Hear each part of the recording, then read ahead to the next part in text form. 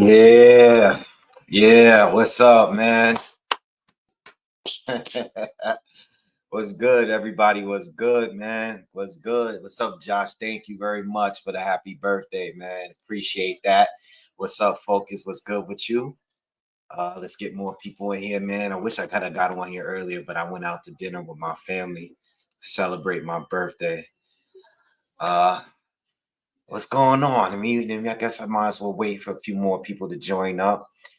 I've been watching a little bit of the card uh, before before I got on. I was out having dinner and I was watching some of the other fights on YouTube, the free fights. All right, we're on Netflix now, but I saw the Tam Tybalt fight, a little bit of that. I saw her get the stoppage. I saw that. I looked a little bit at the Ramla Ali fight. I saw the decision. A lot of people were unhappy about that decision. Uh, I didn't get to see much of the Chantel Cameron fight, but that messed up my parlay because I actually put her in there to get a stoppage. So my parlay is already shot. And I didn't get to see any of the Johnson Metcalf fight at all. I see she got a stoppage here, but we're here, man. We're here. I'm just glad to be here tonight, man. I really appreciate you guys for checking in. And we're gonna have a little bit of fun tonight, man. And tomorrow night, we're gonna have some fun. All right. Vinny, thank you. Vinny says Clips album talk. I didn't listen to the album yet today, bro. I've been so busy. I spent a lot of time there. I know I didn't put out any content. I just didn't get the time to do it because I was all over the place. I was watching, I had to go out and I was watching some of the female fighters that was on tonight, trying to get my picks in. And then I was trying to do some field study for Matias and Puelo. And I just didn't even get the chance to listen to it because I was going to listen to it on my headphones this morning while I was doing like my film study and everything. And I was like, nah, I kind of want to listen to the commentary. And I just couldn't get into the Clips album. But I'm glad you asked because maybe I'll talk about it tomorrow on a live. Excuse me. I a big So I'm gonna be honest with you guys. I'm not a huge Clips fan. Like when they were out back in years ago, like late '90s with Neptunes and all that. I wasn't crazy about the Clips as far as their albums. I'm gonna be honest with you. I only became a big Pusha T fan when he went solo, and that's kind of when I started getting into them like that. So I became more of a Pusha T fan, and it kind of made me go back to the old music and a little bit mixed with the new one. You know what I mean? So Malice, I'm not gonna lie, I wasn't really into his solo career like that. But I'm a big Pusha T fan. I always liked him. You know what I mean? But I like Malice too. But as far as the albums, the Malice solo albums wasn't really hitting me like that. You know what I mean? Um, but I didn't get a chance to listen to it. I'm actually going to the concert, the Clips concert in August next month. And I actually tried to go to the Clips album last night as well. And I didn't get the free tickets. All right. But maybe tomorrow night I can talk to y'all about that before we go live. Well, when I go live before the fight start. All right. Um, but I do have some other things outside of boxing to talk about since we're waiting. Uh Mr. S, thank you. Appreciate all. First of all, before we get started, thank you for all the birthday wishes. I know I didn't like make a video or anything like that. I know a few of you knew it was my birthday because of the couple of videos that I did earlier this week. It was actually my birthday yesterday. And I went out with my dad for dinner and we went out to see Superman. Um, Superman probably Superman might be the worst movie that I was highly excited for that I've seen in a long time. I'm not going to discourage you guys to not see it. If you guys want to go check it out, it may be for you. It wasn't for me. I've seen a lot of movies lately, and there's some where I really wasn't crazy about the new Mission Impossible movie. I seen that. I seen Ballerina. I didn't see Jurassic Park yet, but I seen Ballerina. I seen uh some of the other movies that's came out lately, recently. I saw F1. The Superman movie was probably the worst movie that I was excited. I mean, I literally watched it on the first viewing in IMAX. I could not wait to see the movie, and I was I don't even say disappointed. I hated. I knew within the first 20 minutes of that film that I wasn't gonna like the film. Now, I don't want to discourage you guys. Maybe it's your type of movie, but for me, I'm gonna say this. I enjoyed. I would rather rewatch The Flash, Black Adam. I would rather watch all of those over watching that Superman movie again. I cannot watch that movie again. Like, it was that bad for me. For me. All right.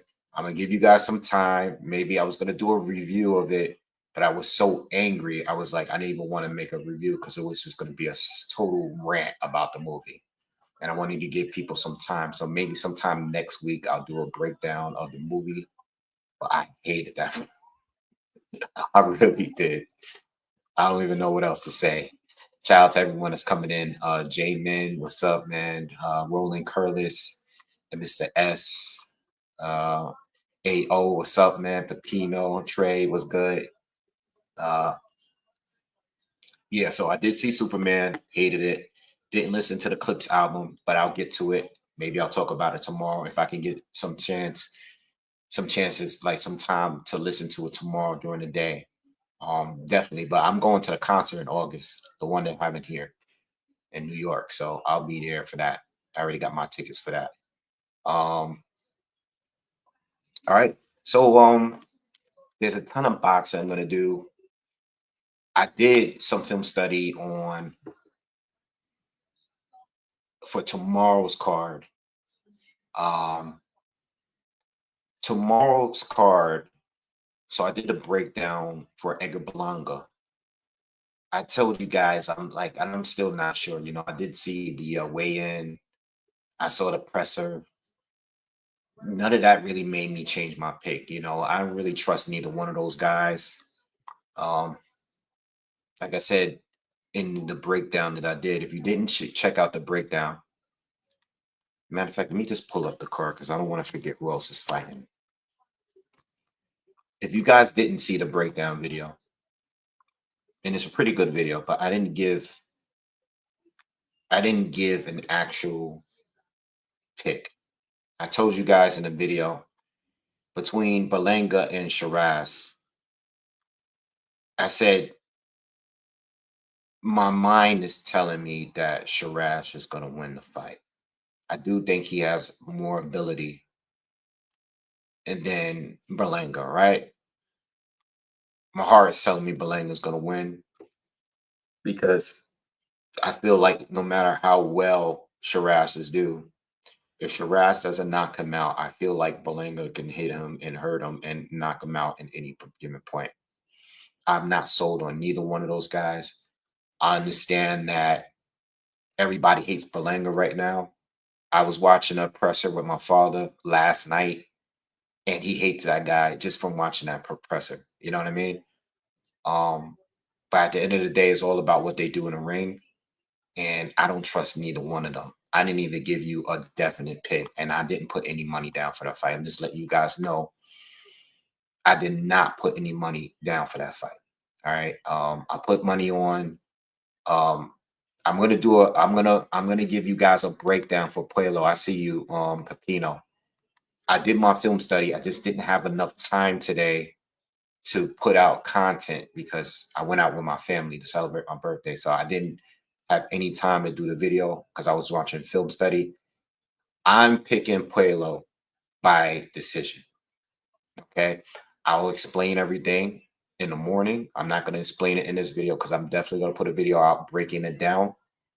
Even though it's going to be last minute, I still want the breakdown out there. I'm gonna go with Pueblo by decision. Okay. And I already put my money up on Pueblo to win on points. Uh Shakur Stevenson, I put money on Shakur to win by stoppage. I know in the breakdown I said I wasn't sure if I'm going to go with stoppage or decision. It's a very risky gamble. I'm not expecting William Zepeda to win this fight at all. I mean, he has a chance based on volume. I think the volume is going to play into Shakur's favor, to be honest. So I pick Shakur. It's risky to pick him by knockout, but I'm picking Shakur to win on by stoppage. Right. Um, I'm not touching the Morrell fight because I really don't know. As far as Katiev, him, failing the drug test a couple years ago, supposed to be suspended. All of that made me like I left that fight alone. I'm not even touching that fight because I don't know if this guy is juicing. I don't know if he's clean or not. I just know he's getting a pass and he's going to continue fighting even though he's failed the drug test. So I'm not even touching that fight. Morrell's coming off a loss to Benavides. I'm gonna leave that fight alone. You know what I mean? So that's my pick on that. As far as tonight in this card, I mean my parlay was good until Chantel didn't stop this girl. I had everybody had Ramla Ali winning straight up. Uh I had Cameron winning by knockout, so that screwed me. I had Johnson winning straight up.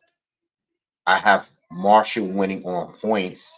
I'm a little shaky with that one because Marshall hasn't boxed in like some time. She's been doing the PFL thing and all that. And Green is not bad, but I figured, I've seen her fight. We covered her fight before on live. I figured she's gonna get burned out. But I picked Savannah Marshall by points. Uh, Bob Gardner, I didn't add to my parlay because I didn't know the picker. She was too much of a favorite. She was like minus 3,000. And I don't know if she's gonna knock this chick out or not. I'm picking Scottney to beat Mercado on points. That was in my parlay as well. And the Katie Taylor Serrano fight was separate. I'm picking Serrano to win on points. Okay. So that's the way I got it. Like I said, all of these fights was included in my parlay, and I already screwed myself because Chantel Cameron won, but not by knockout. So my parlay is already burnt outside of the Alicia Baumgartner fight. I didn't include that in my parlay. But that's the way I have it. I was actually surprised. I'm surprised that Serrano is a favorite to win, but maybe the bookies are looking at it like the way I'm looking at it. Like this is an MVP event. You know what I mean? This is an MVP event, meaning this is a Jake Paul promoted event. And being that Serrano, even though she lost in New York in the first fight, I just feel like if this fight is anywhere near as close as the first two, I just think that they're gonna give the decision to her. That's the way I'm looking. I'm not even looking at it like how people feel because there's a lot of people out there that feel like Serrano at least won one of those fights, if not both. So I'm just picking solely off the politics and of this fight being very close. I think Serrano's going to get it this time. I don't know if that's going to lead to a fourth fight. I'm not even thinking that far. I'm just thinking about just boxing and judging a fight, especially because both of those fights are very, very close. I think both fights could have gone either way. I think Serrano might have edged the first one. I think Katie won the second one, but off a weird stipulation because I hated the headbutts. Oh, Scottney and Mercado's about to start. So as soon as I start, we're gonna do the commentary for that. Before I get started, I'm on a documentary. Did you guys watch the documentary on Netflix?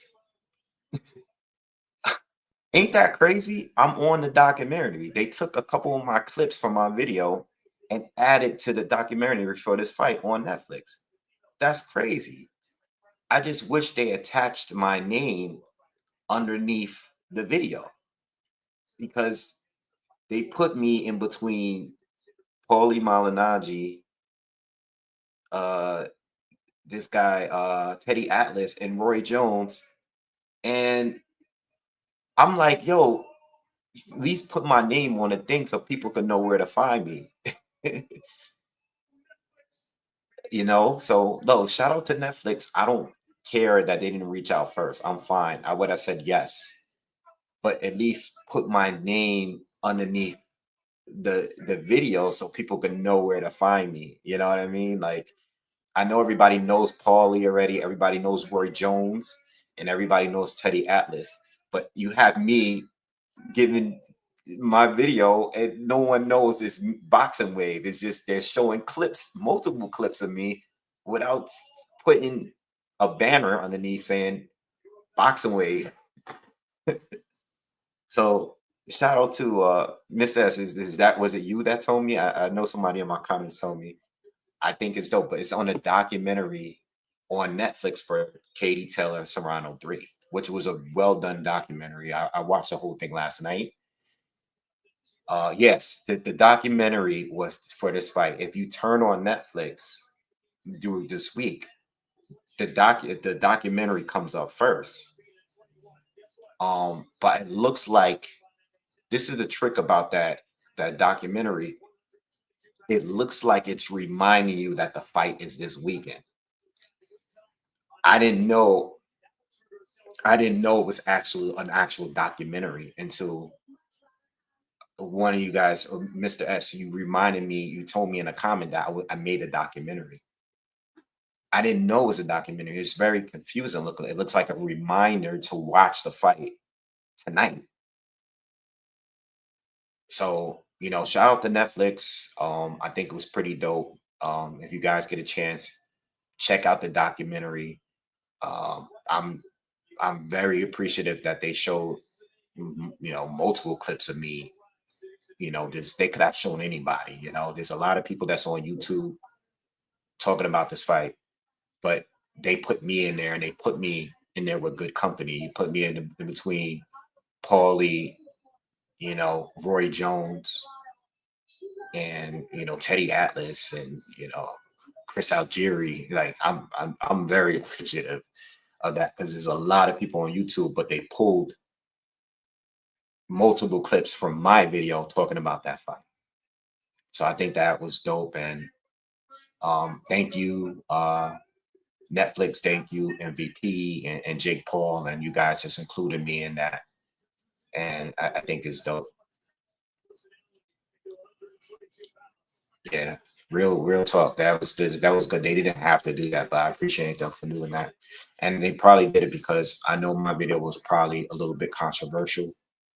Um, because I didn't hold no punches in that video. I was not happy with the headbutts. Uh, but I was also like, just the pacing in the fight. I personally didn't think Serrano won based on scoring the fight. But I also think the headbutts had a lot to do with it because of, like it got to a point where Amanda was defending against the headbutt, and I think it just changed the dynamic of the fight. Yeah. Focus. I really appreciate you saying that. Yeah, I'm you know what? It's it's not I appreciate you saying that. Um, I do think, I'm one of the best on here, but I also know that the way boxing YouTube is set up now, a lot of the clickbait stuff is what's getting the views. And I'm never gonna cross over into just trying to make clickbait videos and talk about nonsense and just try to push narratives and stuff like that. You know what I mean? So I think I'm well deserving of being up on there. I'm just glad that I got some appreciation from somewhere. Not saying I don't, because I do, especially when I see these fighters in person. You know, they do show a lot of love. I just wish I got more of it. You know what I mean? But I'm glad what I got, especially on a platform like Netflix. Like being on Netflix is crazy because we already know that Netflix is the biggest streaming service in the world right now. You know what I mean? So I really appreciate that they did that.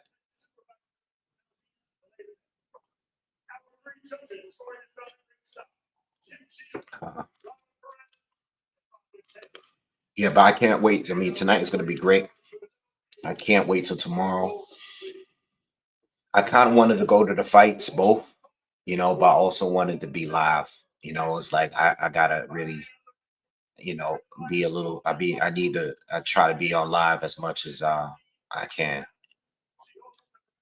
Yeah, thank you, Coco. Appreciate that. Yeah, so I am doing a Pueblo Matias breakdown. You know, as I was saying a minute ago, I'm ready to do it. I did my film study today, but it won't be out until tomorrow morning.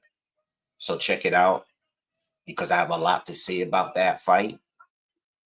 And give you, I want to give you a reason why I'm picking my pick. Um, and I honestly think that that's going to be the best fight of the night. I think, I think that fight there, Quelo and Matias, is going to be the best fight on the card. Word. Yeah, thank you. Appreciate it, Focus.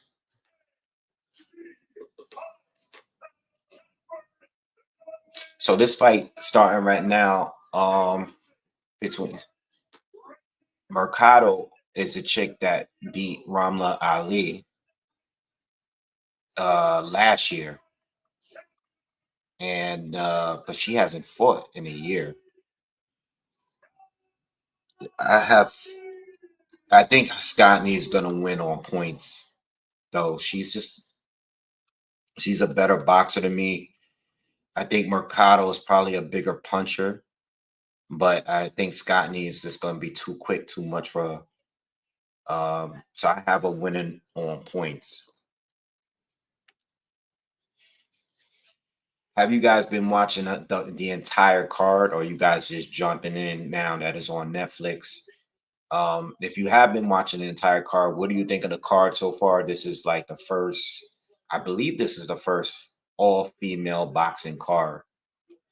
All right, and 8 fights, 8 or 9 fights here, and it's all been females fighting. All right, round one. Scott needs already.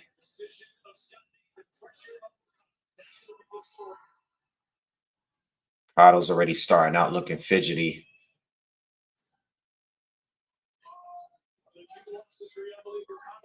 Okay, Mercado starting to use that jab.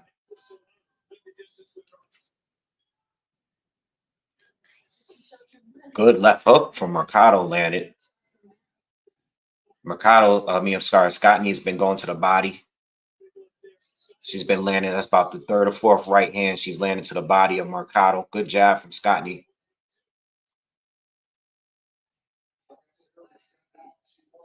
Scottney's definitely quicker feet too. Mercado's trying to time Scottney on her way in. She did catch her with a left hook earlier, but right now Scottney's out by nice jab, Scottney. Good right hand, Scottney. 50 seconds to go in the first. Remember, this is 2-minute rounds.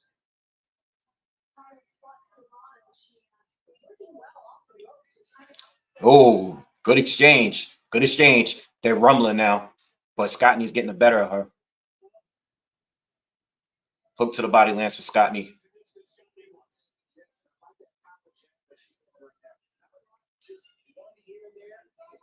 Scottney's just beating her to the punch so far. Oh, Scottney caught her with a right hand on her way in. Mercado's getting caught. You can see the frustration already. Every time Mercado gets caught with a good shot, she just starts just rushing in and gets clipped again.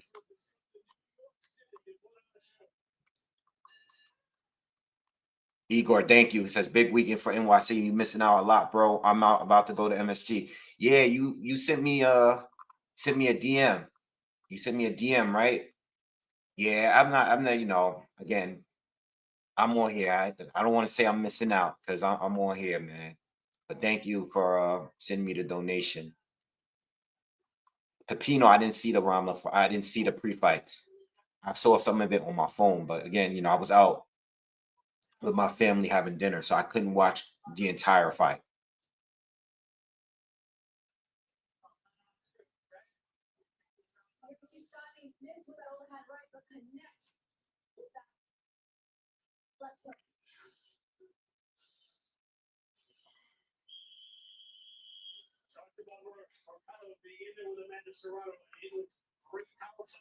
Give me a second.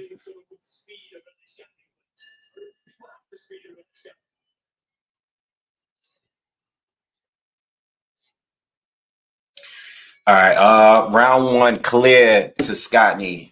Round one is clear to Scottney. We in round two.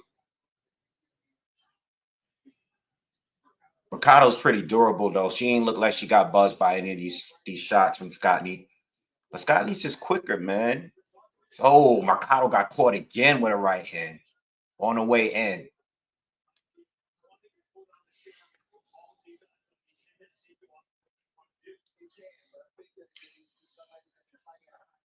Oh, another hook.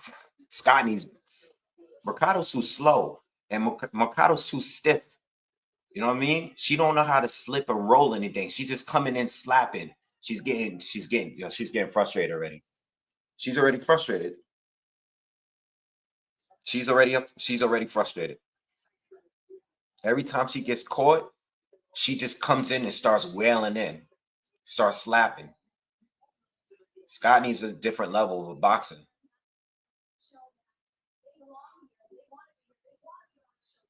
Mercado got those Oscar De La Hoya eyes right now. It's on Netflix, y'all. It's on Netflix. It's free. Well, if you got that subscription, it's free. FC said the Chantel Cameron fight was a good fight. I saw a little bit of it. It looks like a war because Chantel's face was pretty messed up too. I saw a little bit of it in the 9th and 10th round, but I wasn't able to watch the entire fight.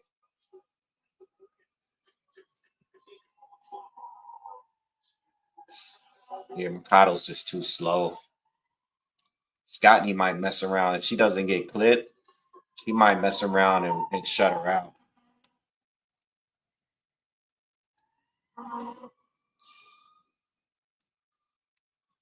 Maker says, "Yo, Boxway, what up? How are you making those cartoon thumbnails? They're looking fire, my brother. Appreciate it." I didn't make the cartoon thumbnails. Those are the flyers. I just edited it and just put my picture in or whatever. Those are the actual flyers for the fight. So I didn't make them. I just threw it in there because I thought it was fire, like yourself. Like, I didn't make that. Yeah.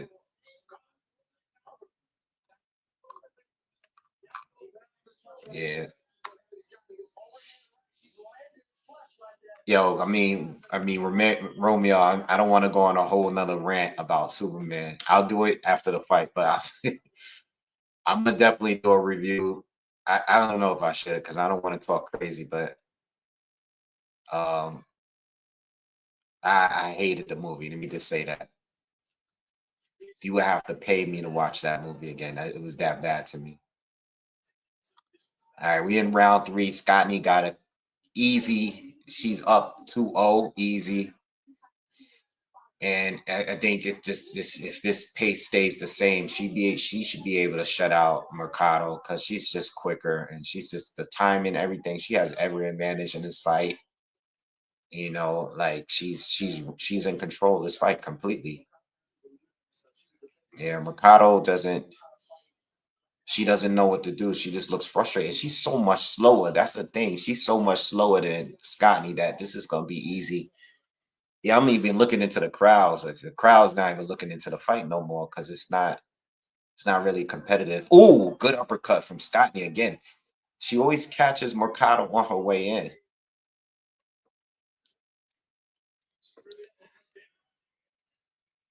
Uh yeah, Ralph, I got Puelo on points. I'm gonna do a breakdown video though. Tomorrow morning I got you. Ooh, Scotty caught again with a right cross. If she had a little bit more pop, she would definitely hurt her.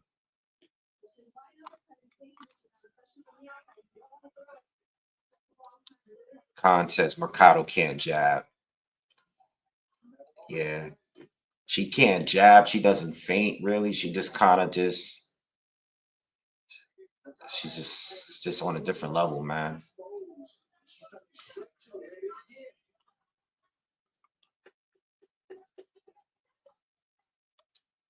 Focus says this is the beginning of women fighters having a similar skill set and KO ratio as the men.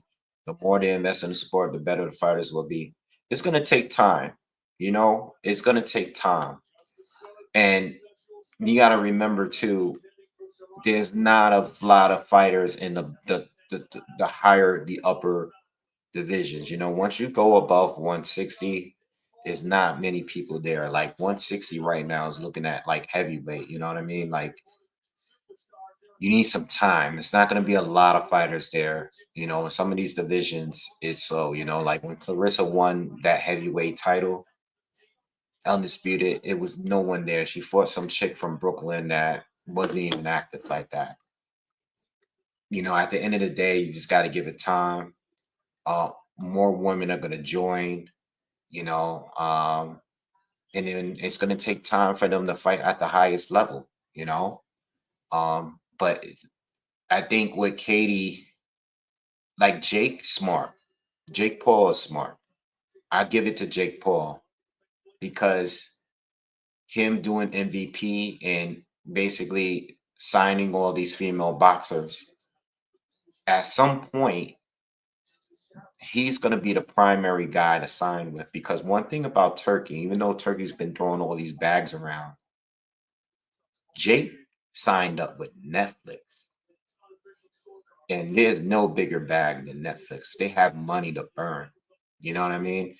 So Jake starting this and getting more females involved it's gonna grow and it's gonna grow more. I saw shout out to Layla Ali. She's doing a commentary here with Andre Ward. She was saying that she fought in this arena and it wasn't televised. And I have my eye on the fight, y'all. I'll give you guys update if something else. We're in the fourth round. We got a minute left. If Mercado does something here, then I'll let you guys know. But right now, it's just been Scottney beating her. But I think Jake did doing that he did it at the exact time because being a part of Katie Taylor and Amanda Serrano, assigning all these fighters, he's gonna be the go-to guy right now when it comes to female. Yeah, there was other promoters out there doing it, like Eddie. Eddie's been involved in it, but Jake coming in and sweeping and signing up all these new, younger female fighters, he did it at the perfect time. And now he's putting them on his undercards. Like he was putting Amanda on all of his undercards for his fights. So he's smart for doing this because if this thing really blows up for the female fighters, not outside of Taylor and Serrano, I mean, if it really blows up for all the other females, he's going to be the top promoter. Yeah, Focus, you're right. He says Jake could create a monopoly with women fighters. He could, like we've had monopolies before with certain divisions, whereas like they have like, with 147 and PBC, a couple years back, 154 as well. They had 90% of the top welterweight signed, and it was keeping things in-house. Just like at one point, Top Rank had majority of 47 guys under, he was just keep having them fight each other. Tim Bradley, Marquez, Pacquiao, guys moved up, Jesse Vargas, Chris Algieri. You know what I mean? He was like he can just mix and match Brandon Rios and stuff. He can just keep mixing them all up. Jake Paul having 90% of the top female fighters, and he's on Netflix. What? You can't go wrong with that. But as far as the resumes, you got to give it time, and you got to get some bigger women in there too. It's not too many of them out there right now. It's not too many out there. Green is going to be fighting Marshall tonight. Um, that's a good fight. I think Green is dangerous in the earlier rounds. You had Cruz. You got obviously you got Carissa Shields. You got a few bigger females out there, but it's not too many of them up there yet.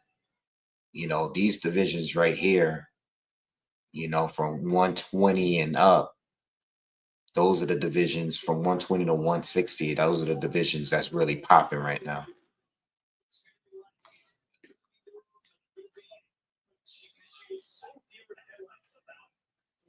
Ayo said it's the most different Superman film they have ever made in the entire franchise. Some of it were world they could have done it a lot better, and that's all I'm saying about it. Yeah, I mean, well, I'll say this: I had a lot more that I disliked than I liked about it, and there was really not much I liked about it. You know, uh, that's just my personal thing. I ain't gonna go into detail. I'm gonna let y'all breathe for a few days, and I'll probably do a quick review of the film because I didn't make little notes to remember. Mercado's coming at Scottney, but I think there was a head clash. Mercado's bleeding above the right eye.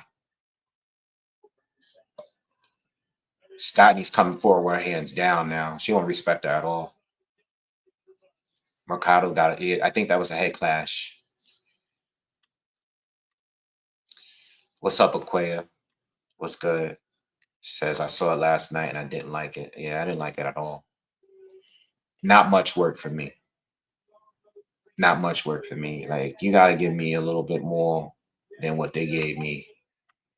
I'm going to be real. I just didn't like emo Superman, man. I don't want to see Superman crying or a movie. I don't want to see him getting his ass kicked or a movie neither. You know, I don't want him seeing him all week and stuff like that. I would rather see Superman 3 where he's like, you know, he's going through stuff, he's drinking alcohol and stuff. That all that crying and all that like emo, yelling, screaming, arguing, it just wasn't for me, man. It's not for me. Just I it was probably one of the worst superhero movies I've seen in a long time. I'm not talking about the extremely bad ones. Like there's Madam's Web, right? That is right. It's a 1 out of 10, right? There's movies like that. It's it's just we all knew it was bad though. We knew it was going to be bad. But there's Superman that you get $360 million budget and you make the film that bad, and they had an excellent trailer, but it was as bad. I don't know. I'm gonna let y'all say what y'all gotta say. Uh, that Superman, I don't know. That was the worst Superman. I like Superman Returns better. I like the original Superman's better. I like Man of Steel way better. I like Batman v Superman better. It is just I just did not like it. You know, just me.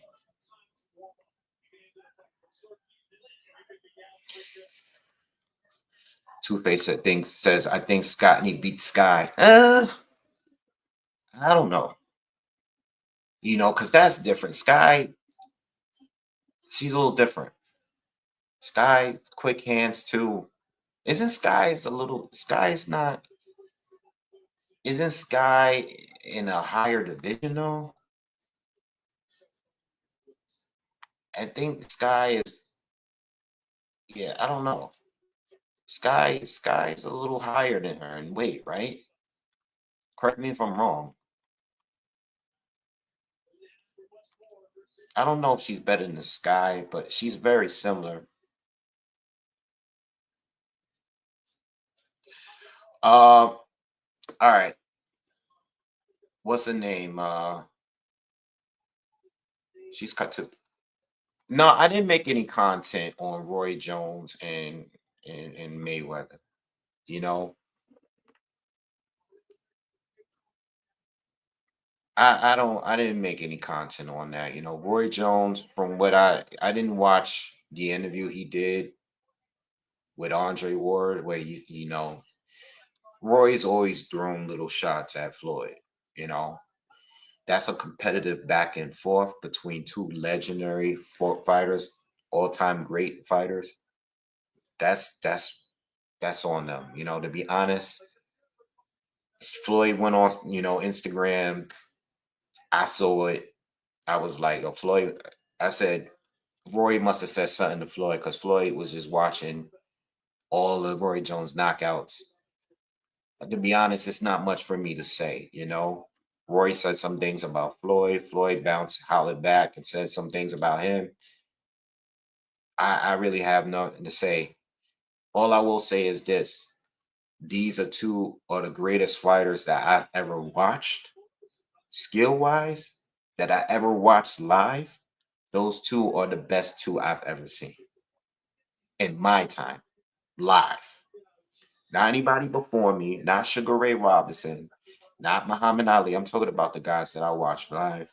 Skill wise, Floyd Mayweather and Roy Jones are the two best. Scottney just hit her with a monster right hand. We're in the seventh round, by the way. We still got a few more rounds to go. To me, at their peaks, Roy Jones is the greatest fighter if I've ever seen at their peaks. But skill wise, I give it to Floyd. I think Roy's just overall athleticism and ability naturally was greater, plus the power to go with it. I just, I've never seen nobody fight that good before. I can look up old videos of people.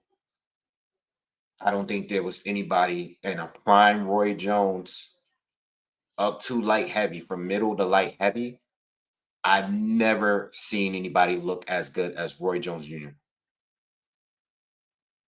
I don't think anybody could beat him in his prime. Floyd Mayweather is probably number two for me. But Floyd Mayweather had a better career because skill wise and defense wise, he's one of the best. Um, and the way he was able to adjust to everybody he fought, he had a better career. Floyd had a better career than Roy Jones, in my opinion. So if these two want to go back and forth with each other on the internet, it's not my business. One gonna say the Roy, one gonna say the Floyd. It's not my business. You two are the greatest. To me, like, I can't make a video. What I'm gonna say in the video? I just said what I was gonna say in the video. You know? Yeah, smash the like button, please. Everybody hit the thumbs up. What's up, Philly Trees? Was good. Yeah, I can't say nothing about that. Uh so yeah, as far as Tank, I'm not making no video on Tank. I told you guys the last time I'm not making any more coverage of these guys getting into domestics and shit. Whatever they doing outside of their careers, unless it's affecting an actual fight, which this might affect the fight with Lamont Roach Jr. Tank Davis, and I said this on Twitter earlier. Some of y'all might have seen it. Tank Davis needs to get the bag now. I don't know what he's doing over there in the PBC. I don't know if they got a chokehold on him when it comes to contracts. They're really brawling now. Yo, Scottney is taking hits from Mercado. She's trading with Mercado, and I think Mercado. I actually think Mercado got a bigger punch because Scottney's face is getting busted up a little bit, but she don't care right now. I think she's trying to get the stop this year. A lot of blood is streaming from Mercado's face from that cut. They haven't dealt with that cut. That cut is like a vertical cut. Oh, Scottney's they's trading. They fighting, y'all.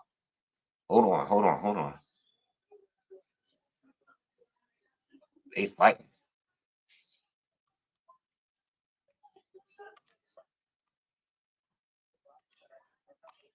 Oh, damn. Yo, what was I saying? Tank Davis needs to make the money he can make now. Seriously. I don't know what they doing over there. I think he's doing everything he can to try to keep this old. But I'm gonna tell you right now, Tank, especially since he's been talking about retirement and all that, he needs to make one or two of the bigs. If he's gonna fight Roach again, if he does, fight Roach, and if he is to win, he needs to go straight into a big fight right away. That guy, that guy is gonna ruin his career. He's gonna ruin his career. He's a ticking time bomb. That's all I gotta say. Get your bag and get out the game before you get locked up, go to prison, hurt somebody, or get hurt. That's all I gotta say about Tank. I'm not making content on Tank and him getting in trouble. I'm done with that.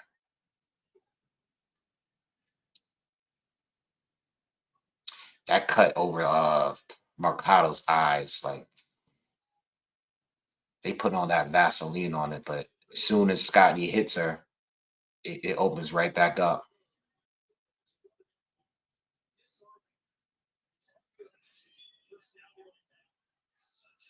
Watch her head though. Watch her head a little bit. She's leading. She's leading with her head up, but she's throwing punches. But she has to be careful. Oh, nice hook from Scottney. She's getting hit though. I'll tell you one thing. She's getting hit a lot more. I feel like in the earlier rounds, Scottney was more in and out. Now she's just spinning in the pocket trading. She's still winning though. She's still being. Oh, she caught a nice double hook. She landed a hook to the body, then right up top, clean. She's still backing up Mercado though. She's definitely hitting her with the harder shots. Mercado got wrestled to the ground.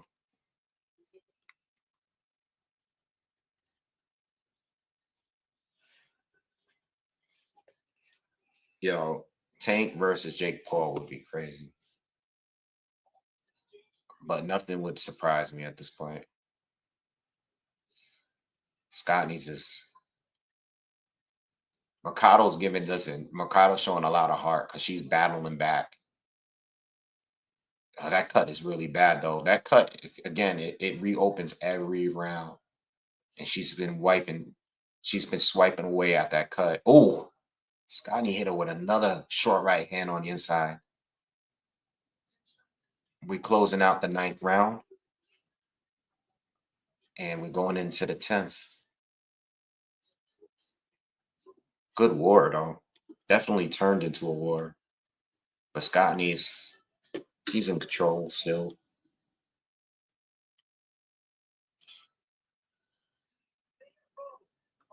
Yeah, the spammers are going crazy tonight, man.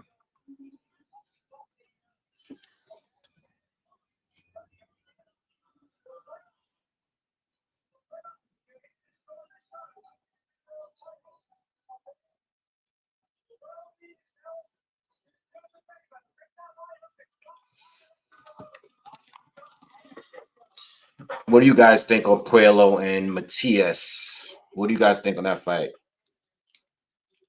Who you guys got for that fight tomorrow?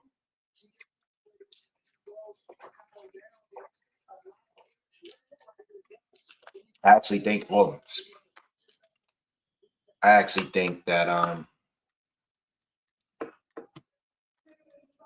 the what's the other fight? That Katayev, that Morel fight shouldn't even be happening. I don't care if he failed last year or whatever. I don't think that fight should be happening at all. You know, I personally think that when fighters pop, they shouldn't be able to fight until after their suspension is over.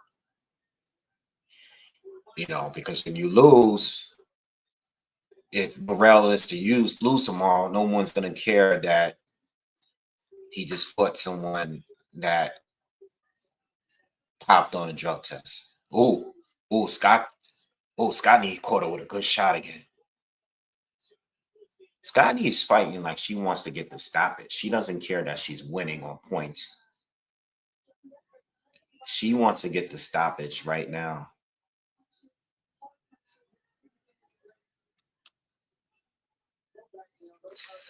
What's up, Kano Loco? What's good? What's good with you? Yeah, I think Puello's gonna win. I got him on points already. Mercado's looking like she's just to check out. Mercado's just she's taking some hits now.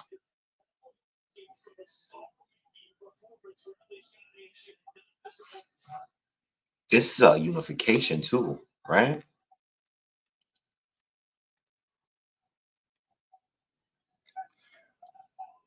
I think this is a unification fight. Yeah, this is a unification. I think three of the belts is on the line.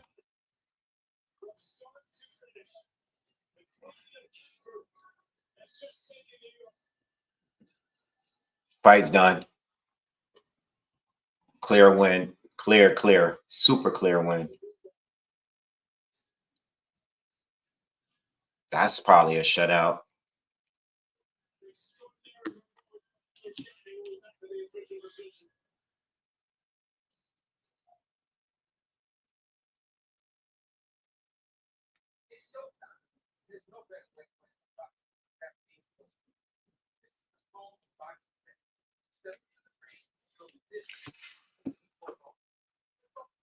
Oh man.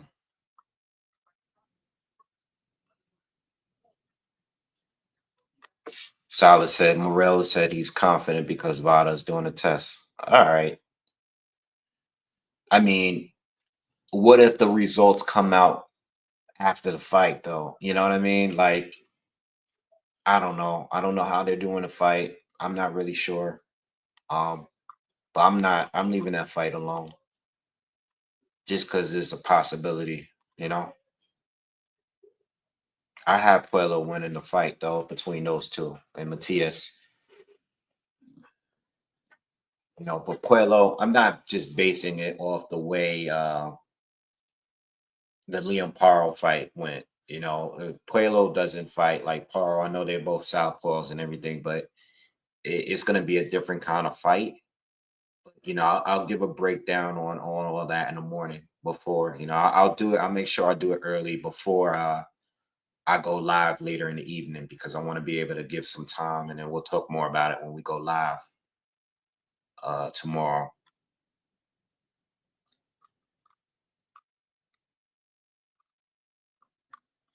Connor, what you think, man? Because I know Matias is your guy. If you still in here, let me know what you think about the fight tomorrow with Matias.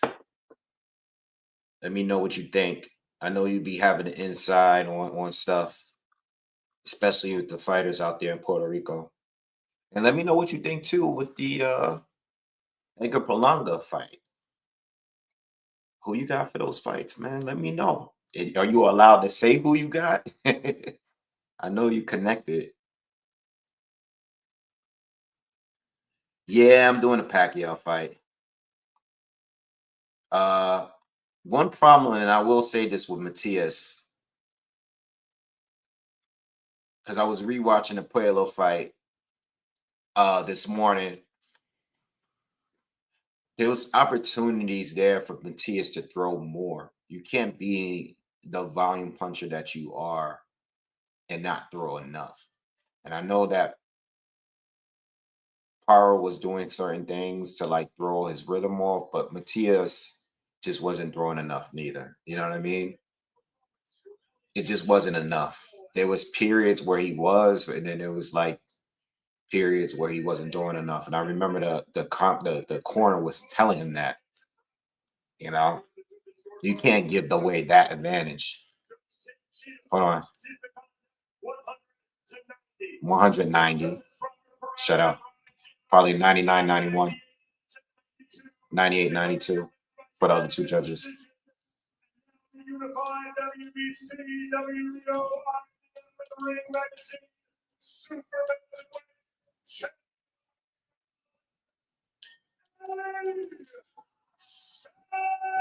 I'll say this about Ellie. She seems like she got more dog in her than Sky Nicholson. I'll say that. Sky is a good boxer and everything. She's quick, you know, she's good, but I mean, outside of that last fight, but I would say that she looks like she got more dog than her, you know, because even in this fight here, Ellie didn't have to be as aggressive. I mean, she was clearly outboxing her without too much issues. So, you know, oh, Sky fought the other day. I didn't even know. I didn't know she picked up the win the other day. I mean, it was against a journeyman, but still, she picked up a journey woman. I mean, um, but I didn't. That fight against Tiara Brown, she, you know, I mean, she fought a good fighter though. But I like Ellie. Ellie had more dog in her. Like, you know, she didn't mind walking this chick down and trading with her. Like that makes it look like she's willing to like really engage. She don't have to just rely strictly on just outboxing her. You know, she was trying to get the knockout to me. She gave up some advantages though, and she definitely got hit a lot more because of that. But she didn't mind doing it. He said you got Belenga beating Shiraz. Tia's fight, I'm not too sure. Got you. FC says shout out to the chat. Hope we join in tomorrow. Enjoy the rest of the card. Have a good one, Wave. Thank you. Appreciate it. Two Face Eddie Fumble Scottney.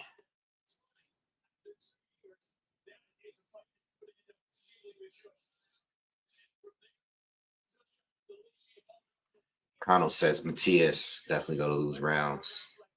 I actually think Puelo's a little better than Liam Paro, and I predicted Liam Paro to get the win that night. Um, you know, Matias, I don't know. Puelos is a difficult guy to beat. You know, I actually think that his IQ is up there in 140. I think he's actually one of the best guys at 140. Period.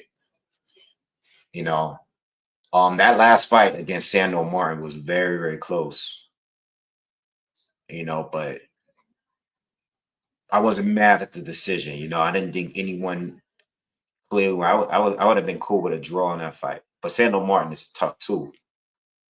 But Puelo, excuse me, he seems to really be able to do it all. He's a good size at 140. Uh, you know, he has that. He's a southpaw. He's slick. You know, he's more about slipping and rolling and pivoting around his opponents. Paro did well against, and I said I was gonna do a breakdown, but I'm also talk a little bit. Paro beat Matias in a different kind of way. Like Paro was doing a lot of he was throwing like a lot of flurries and then smothering Matias. and then pushing off and then punching on his way out. There was a lot of pity pat punches, but it was the fact that he kept throwing and kept being in and out. It kind of disrupted Matias's, rhythm. Puelo is different. Puelo is going to be looking to counter, and he's going to be moving and stepping around you. He has very good feet. Like the way he pivots around his guys, his opponents is on a different level. You know what I mean? Like he's a different level of a counter puncher defensively. The way he's moving, the way he's slipping, duck, bobbing and weaving and all that. Like he's he's a better boxer than Liam Paro, in my opinion. So I think it's going to be a little bit more difficult. And also, I also want to say with Matias, you know, I think some of the fights before, like I think the first fight he lost, the one that he avenged the loss, I think a lot of those earlier fights, I think he was getting a hit a lot more. I think now, like, he's more in timing, using a jab, you know what I mean? I think he's improved a little bit. Like, I just don't think he's like just completely reckless. It's just that outside of a high guard, there's not much defense there. You know what I mean? Jamin said Matias is going to get KO by Puelo. Well, I don't know. I don't know. Ronald said you got Shakur by UD. I got Shakur. I think Shakur's going to stop him. I think Shakur has the perfect style to neutralize a volume puncher. Like, there's a reason why Oscar didn't want this fight. And I saw that press conference, and Oscar didn't want this fight. The only time he was talking about having, I'm not talking about uh Zepeda. I'm sure Zepeda wanted it. I don't think Oscar wanted this fight. The only time Oscar was talking game about fighting Shakur is right after the Edwin De Los Santos fight. Besides that, he is already documented. He didn't want the fight, for good reason. I think Shakur could stop him. I know Shakur, as long as he don't have his hand injuries, he should be able to stop this guy. Because Zepeda's going to have a hard time hitting Shakur, and Shakur is going to have a lot of opportunities to counter him, just like the way Tevin Farmer did, but Shakur is going to do it better. So I got Shakur winning by stoppage. I think Zepeda's a tough dude. But there's going to be a point in that fight, and everybody's talking about this Tom and Jerry stuff, shrinking a ring, and all of this stuff. I actually don't think that none of that stuff really benefits Zepeda to me. I think the whole Shakur running thing is fake. I think the only fight where he moved too much was the Edwin De Los Santos fight. I think the narrative has been pushed just like they pushed the narrative that Floyd was a runner. Like Floyd ran from Canelo. I see Canelo fans to this day still talking about Floyd ran from Canelo. He didn't run for Canelo or any of these guys. It's just people like to run with a narrative. Shakur might not be a big puncher. Some of his fights may be boring, but he's never been a runner. And I think that Cepeda's style is there to make Shakur look good. I think it's gonna, even if they shrunk the ring, Shakur don't need to move that much. He doesn't have to move to make someone miss. You know what I mean? It's all fake. It's all fake. It's good promo though. I think it's great promo. I think it's great promo to, and have you guys noticed that Turkey Al Sheikh has been very, very active on Twitter, social media, talking about these fights, going back and forth with fighters, calling out fights. He's acting like a promoter. I know a lot of people are like reacting to what he says. I know sometimes he does show favoritism, but he's acting like a promoter. Before he wasn't like that. Before he'll just make the fights. Now he's on there talking about whoever you feel like talking about. He's acting like a promoter. And now I'm seeing everybody on Twitter talk about Turkey Al Sheep. I see everybody that makes content like myself talk about Turkey Al Sheep. Turkey said this. They're posting up his Twitter and what he says on Twitter, what he says in interviews, or whatever. He's acting like a promoter. He's selling these fights. By going on there saying you're going to shrink the ring every round, when we know that that's impossible, what are they going to stop each round? You're going to get the staff to come out and take the ring apart and make it smaller? When I saw that, I was like, that's impossible. If that were to happen, we would need time in between each round. That's impossible. But it's good promotion. It's good promo. It's all promo. I ain't tripping off of it. As long as you don't affect the fight, I don't care what he says. I don't really care. Just give me the fight. One thing I'll tell you guys, since we're talking about it, I would never want to go back to the way things were 2 years ago. As pissed off as some people might be about Turkey, just a couple years ago, Eddie Hearn, freaking, what's this guy's name? All of them, the promoters. All of these guys weren't even doing fights together. Frank Warren, Ben Shalom, PBC, Al Heyman, Bob Arum. Once upon a time, we weren't even getting the fights we wanted. That was just 2 years ago. I would never want to go back to where we were 2 years ago. So even with the little bit of bullshit we get, don't get us back to where we were 2 years ago. We getting undisputed fights on a regular now. On a regular. Unifications on a regular. We wouldn't have even got Bivol against Better BF if it wasn't for Turkey Al Sheep. Wasn't even going to get it. Period.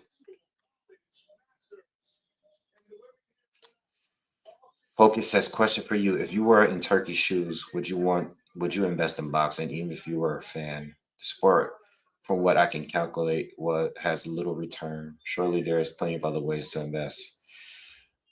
Yeah, that's a good question. It's a question that I've thought about myself. Um, a part of me thinks that no one wants to lose money. No one wants to lose money, but I think there's a bigger picture to it all, especially when it comes to Saudi Arabia and the UAE and those areas over there. Um, when it comes to boxing, when it comes to tennis, potentially MMA, um, I think they want to be involved with sports, and I think with boxing it was wide open. Like I think they're losing a lot of money now, but if they take over the sport like the way they've been doing, they want people to travel out there, watch the fights. I I don't know what the full goal is. I am aware that they're losing money on these fights. I do believe that they're overpaying these fighters.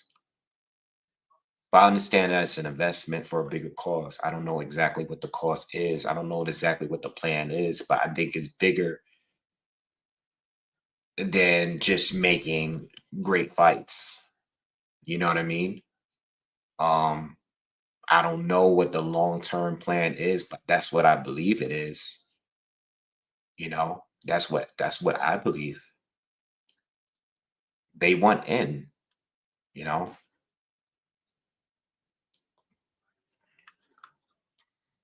That's all I could really say to that.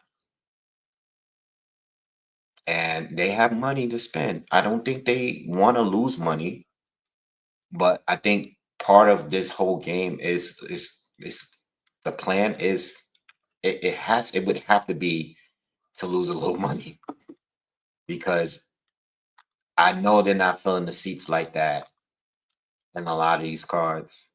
And I know they're paying a lot of these fighters way more than what they deserve. Not trying to be disrespectful. I know they're on there risking their lives and all of that stuff. But some of these guys are getting paid for one fight and more than what an NBA player is getting a year to play 82 games, or a football player is getting paid to play a full season. Some of these fighters are getting paid that and more for one fight. I mean, I know they're risking their lives and all that, but some of these guys are just Canelo against Skull. Like, how much Canelo made from that one fight? If you're getting paid LeBron James money to fight William Skull in one night, was that a profit? I don't believe so. I really don't know what's gonna. I don't know I don't know. I really don't know. You said Crawford is gonna make big profit. How exactly? This fight is on Netflix. Netflix is covering the cost because just like Turkey and they want in as well. But this is not a pay-per-view. What are they making out of the gate? I know Netflix is making money on the subscriptions. I don't know. I'm sure there's going to be people subscribing to watch that fight. So it is a pay-per-view for the people that's not already subscribed already, but I don't know how do you calculate who's joining Netflix specifically for that fight? I don't know. I'm not listening. I'm not no guru on that. I don't even know. You asked, so I just answer. What's up, Aaron? Next fight is about to start now. Who's next? Let me see.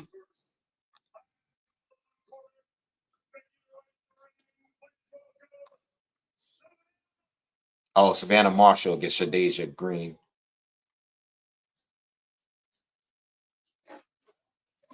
I'm thinking like that's how they be getting people when people subscribe and then you forget. Right? When you subscribe to watch one thing or watch one show and then you forgot to forget to unsubscribe and then you just keep paying. That's happened to me with watching specific shows on Hulu and Starts and Amazon Prime or whatever. You subscribe to one thing to watch one event and then you just keep the subscription going. You just gave them 3 months. Disney Plus.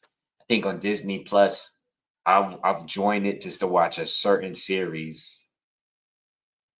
That was on like a Marvel series or whatever. And then when it was over, I'll be forgetting to unsubscribe because I don't watch nothing else on it.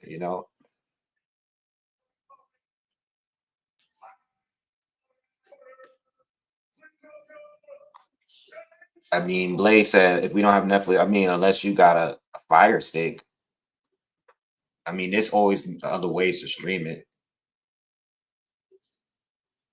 There's other ways to stream it anyway, so you should be good if you don't want to subscribe to Netflix.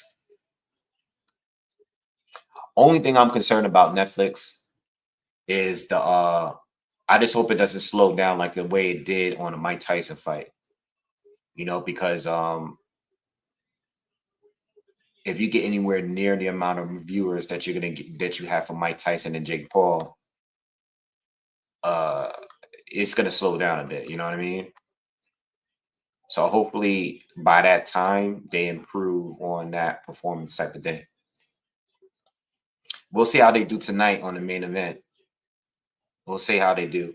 So both fighters are in the ring. Savannah Marshall into first. Remember, Savannah haven't fought in a boxing ring in like 2 years. And she's been PFL. So like I have her winning, like I'm leaning towards her winning on points. But I'm also a little bit concerned. I think that Green definitely has a shot because of the fact that Savannah is rusty in a boxing ring. You know, um, yeah, but I mean that was part of my parlay, and I already screwed that up. So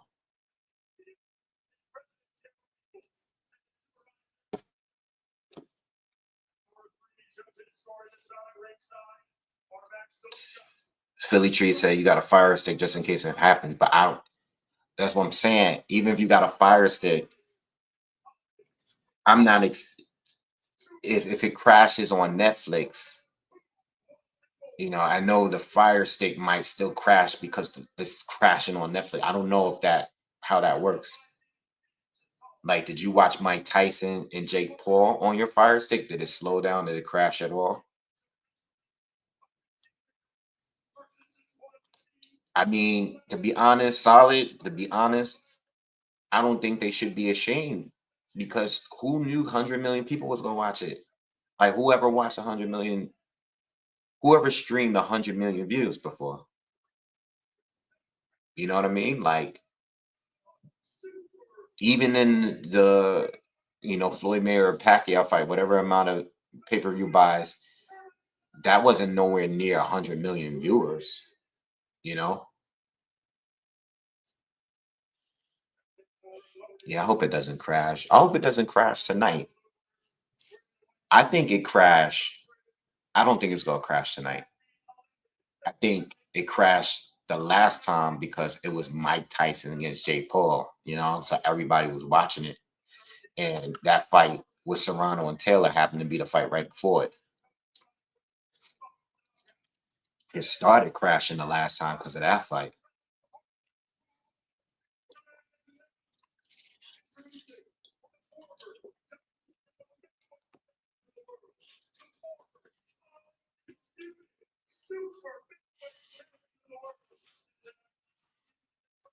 What do y'all got on this fight?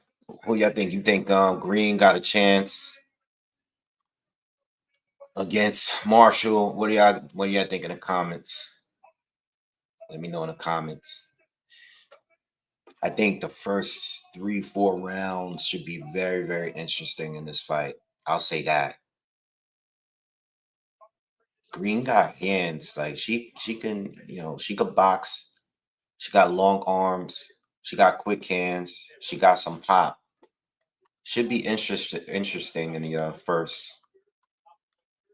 You know, it should be interesting this first few rounds.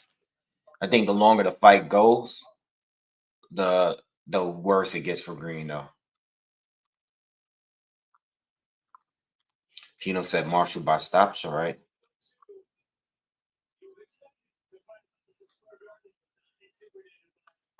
All right, we getting into round one.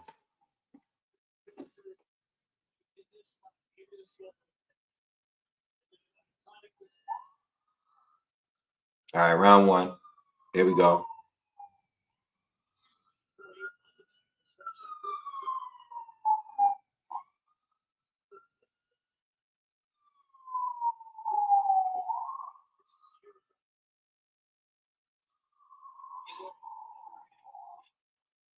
All right. Oh, they tied up already.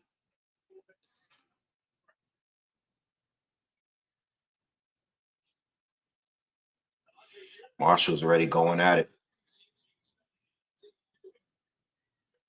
Landed a 1-2. Oh, whoa. Green came in with a huge overhand right, misses, but she got caught with a straight right cross. Marshall caught her with a good shot. Green threw another one. She's going. She's yep. That's why I said the first few rounds should be interesting because they're both throwing bombs. They're doing. Somebody's gonna. Oh, she got Marshall. She clipped her. She's throwing bombs, y'all. She's going with the KO early. Marshall better be careful because Green is she's throwing big shots. There's 3 overhand rights, huge ones. She threw already. Marshall's she's been connecting clean so far though. I only got 20 seconds left in the first.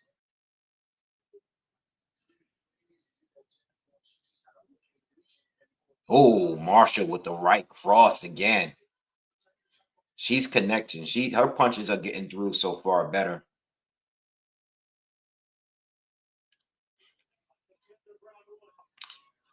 I personally think Green, Green, Green gave away the plan too soon. You know what I'm saying? She gave the strategy away too soon. You know, she just threw 3 big bombs. She should have jabbed a little bit, played around a little bit, and then caught her after seeing what Savannah got. What Savannah was going to do. I think she showed her hand too soon.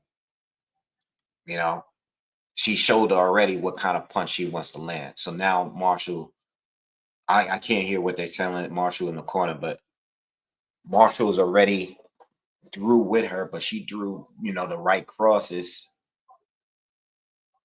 which connected. Excuse me. Blade said, "Looks like someone gonna get dropped." Yeah, someone might get dropped. I mean, they both got power. Both of them got power. And these are big girls. A lot of movement from Marshall.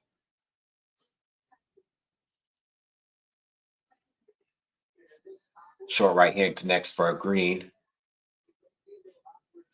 Little messy fight though. It's a lot of unnecessary holding.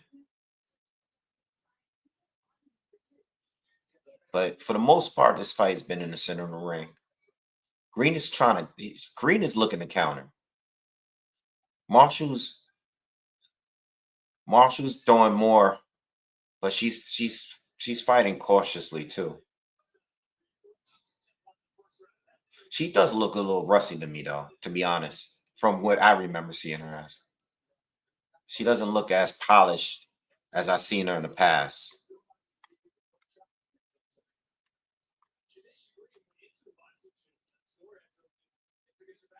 Her work rate is going to be better than Green's though. Green's going to get tired along this fight go. Green got to jab more. She's starting to jab a little bit more now. 40 seconds to go in the second. Green threw the overhand right, followed up with a left hook that connect.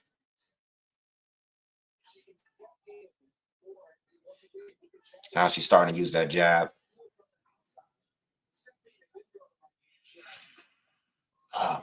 More tying up. Ref stepped in, told Marshall's watch the rabbit punches.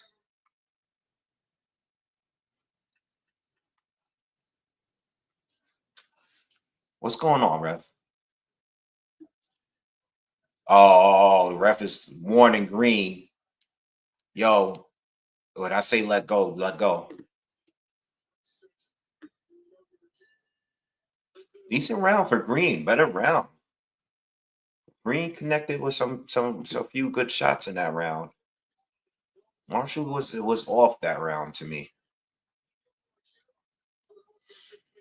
She was off. Yeah, I think the ref is getting a little too involved, too early, too soon. There's only 2 rounds in.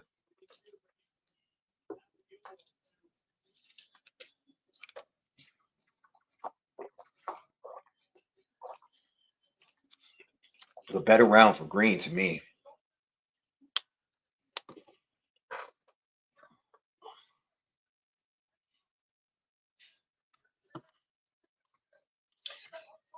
Uh,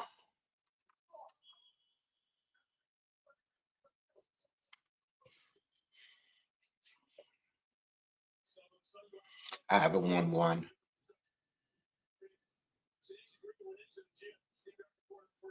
Oh, good right cross from Green to start off, and jabs start off the third. Oh, watch that elbow, Green. I saw that. I saw that. Oh, watch the headbutt. Watch the headbutt, Marshall. Watch the head. Yep, the ref checking. Yeah, I saw that. Yeah, I saw that. Should have warned her.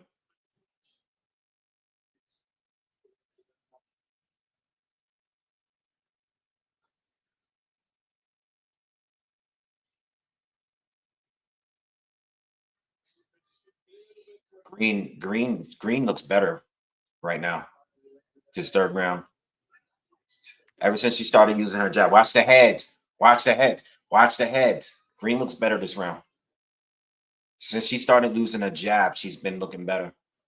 Marshall's time is off a little bit. I don't know what the commentary is saying, but left hook lands for Green.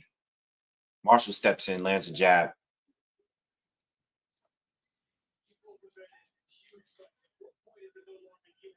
Green uppercut on the inside.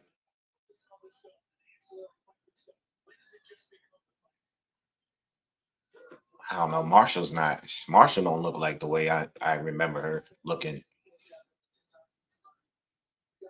Slept sloppy.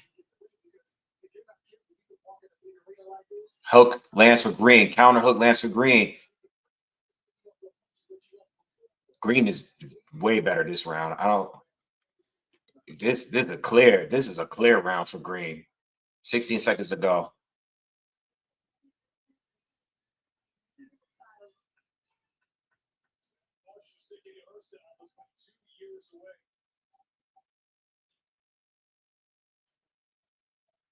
Uppercut. Green got that round clear. I mean, the second round was close, but I edged it for Green. The third round was clear for Green. Marshall doesn't look like she looks sloppy in this fight. She's not landing much neither. And she's honestly not even throwing as much neither. I'm not impressed with Marshall in this fight so far. Ref went to the corner. I think he might have said something about the heads. I don't know, Pepino. I that's what I was saying earlier. I don't know if Green can, you know, I said the first few rounds, 3, 4 rounds is going to be interesting, but after that, I was leaning towards Marshall in the second half because I seen Green tire out. But she stopped what she was doing the first round. She was all overhand, power throwing bombs. Green is nice exchanging from the two of them right now.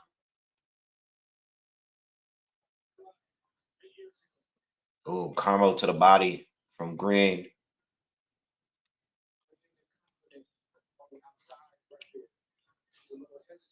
I don't know. If she gets tired, she's gonna be in trouble. But so far, she's good. She's definitely doing the better counters.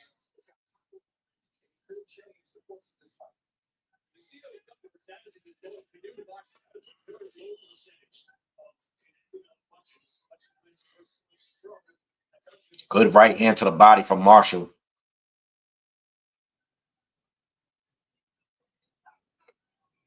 All right, that's gonna be bad. I saw that. Ref is gonna take a point already. Ref is taking a point for that time she holds. She locked her hand. That time she did. I saw it. That Green, I mean, I, it's too early to be losing points, man. But she did lock her arm, and the ref did tell her to let go. She look, stop doing it. She almost doing it again.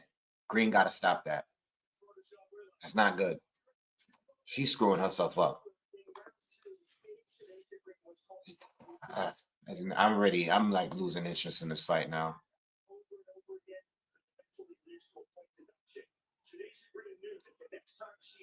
Stop holding with that.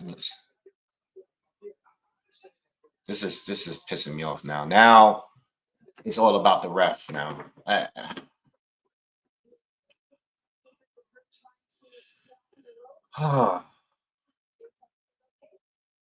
Ooh, big overhand right lance from Marshall. She got hyped. Oh, Marshall got hyped. I never seen her like. She started smiling at Green like, "Oh, got you." I'm gonna say this, all right, before we start the next round, right? 4 rounds in. I think Marshall won that round and got the point ticket. Um, I thought the first wrong or the warning earlier was a little bit excessive. I just don't think the point. I think when she held that last time where she got the point taken, that should have been a hard warning. Like next time, I'm taking a point. Earlier, it was just like it was only the second round or the third round. I just think it was just too soon to take a point, especially in a 10 round, 2 minute fight. I get it. I get it. Look, they're showing a replay. She was locking her hand in. You know, she was locking her hand in. That should have been the hard warning right there. Oh man, that chopping right hand from Marshall was a good shot. Yeah, Green might be getting tired already, and that's why she probably held for so long that moment. I mean, I have it too, but she's already down a point because of the point. It's just a 10-8 round. It's a 10-8 round. For me, she screwed herself there. And if she starts to tire out from there, she's in trouble. Oh, whoa, whoa, Green hurt her. Green hurt her. Green hurt her. Yo, Green connected with a right hand, and Marshall still hurt. She's hurt. She's trying to hold on. Oh shit, Green. Yo, her legs. She don't got her legs. Oh shit. Marshall's in trouble, y'all. And there's still a whole minute left. We still got over a minute. Marshall's in trouble. It was like a delayed reaction, but her legs just buckled. Green is starting to throw that overhand right now. Left hook. Marshall's blocking most of it, but she don't got her legs. She needs to tie up. She's trying to fight back. Oh man. She's starting to recover a little bit. All right, she's starting to recover a little. Green, Green is Green might have. I hope she didn't punch herself out. She might have punched herself out. But Marshall's looks like she's starting to recover a little bit. Oh, Green caught her with a short right hand. Whoa, whoa, whoa, whoa, whoa, whoa. But Green is a little tired. She keeps leaning on her. She's tired every time she lands. She can't follow it up with nothing. She's too tired. Oh, Marshall caught her with an uppercut on the inside. 10 seconds go. Green's tired. She's tired. That was good. That was good moments. Big round for her. Oh, right hand. Oh, Marshall's getting cooked. Woo! Marshall's getting cooked, y'all. She's getting cooked. She's getting cooked. She's getting cooked bad. Wow. Yeah, good fight.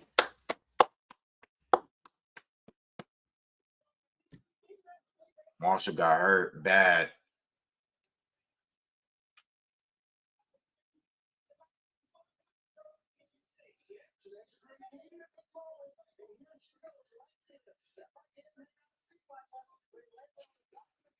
We got to fight, y'all. I don't know. I have it 3-2, and that was a huge round. Only thing we didn't get was a knockdown, but that was a huge dominant round from Green.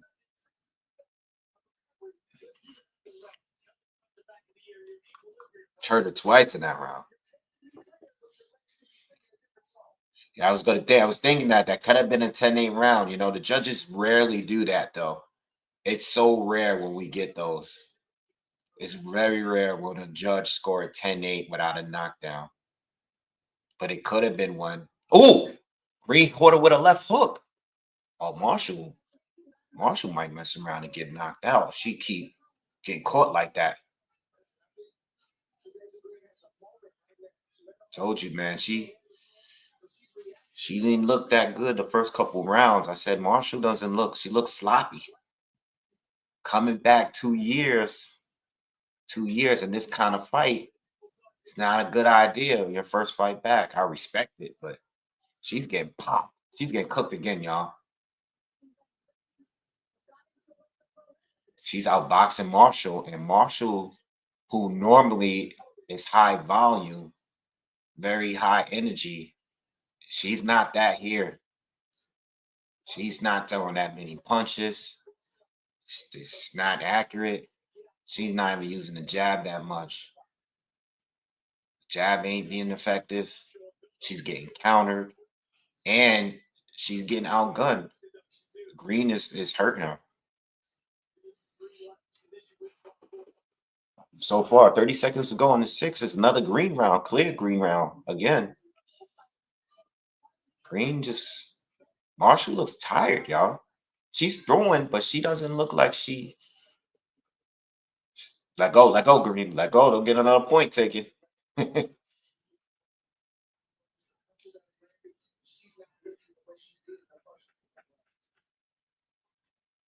Oh, big overhand right for Green.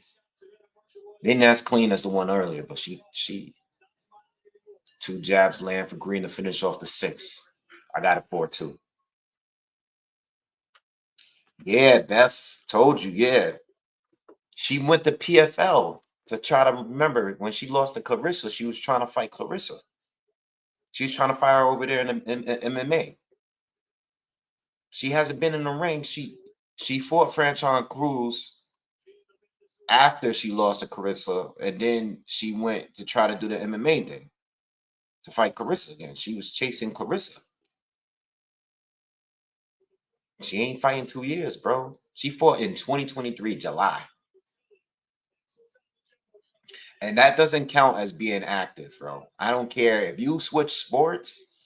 That's not the boxing ring. You training for a different thing. You learning how, the takedown defense and kick defense and all of this stuff. Jiu-jitsu, you learn all this different shit. You already got striking. Yeah, they love Amanda. That's why I picked her to win on points tonight. I just feel like it's hook lands for Green again in the 7th round. Green's just popping that jab. See, I didn't like the way she fought the first round because I felt like she showed what she was trying to do. But now she's actually using her jab and she's countering. She's giving her different looks. Oh, big right hand to the body lands for Green. Damn, man. Anybody put money on Green? Anybody put money on Green tonight? That was the pick right there. That was a pick to go with.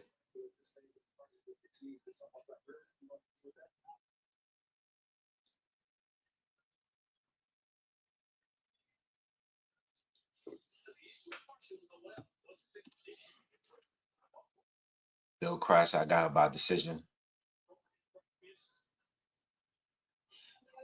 I had Marshall on points in my parlay.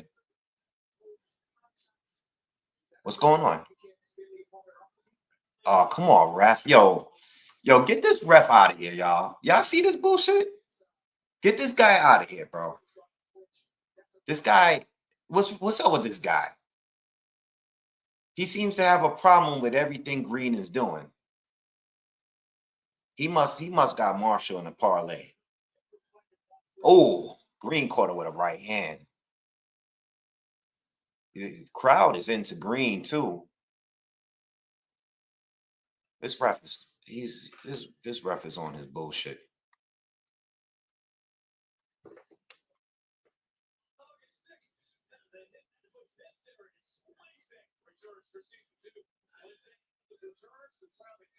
Yeah, this ref got money on Marshall.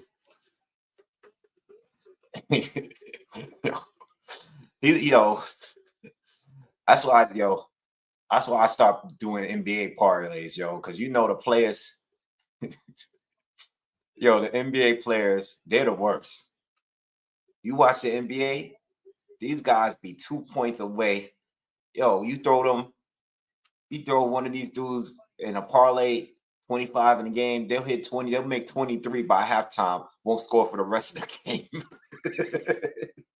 Dudes is taking my money every night. Chill. I'm telling you, this guy got money on Marshall, man.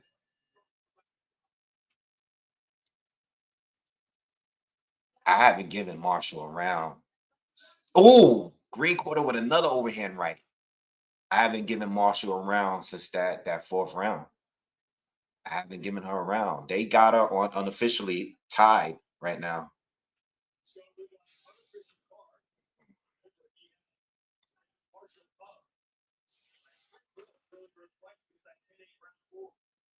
Oh, short right hand from Green. Green is his. She's. I don't even know how they got it tied. She's just clearly winning to me. Like I don't. Marshall's not doing.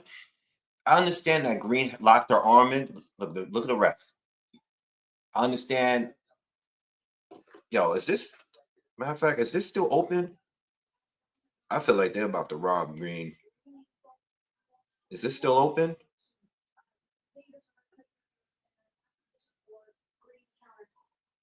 Plus 800 on the draw. Let me throw something in there.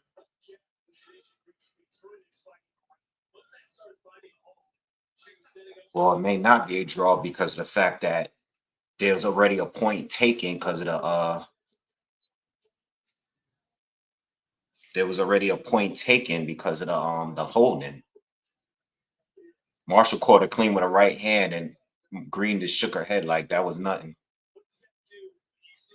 Marshall looks terrible. She looks terrible tonight.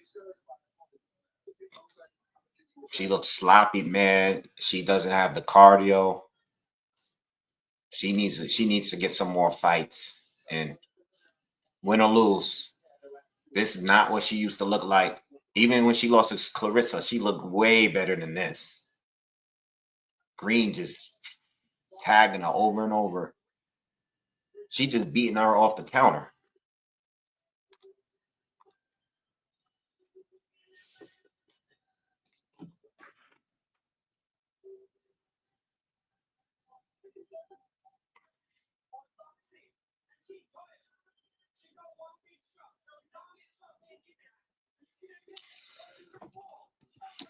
Gold says racist ass ref.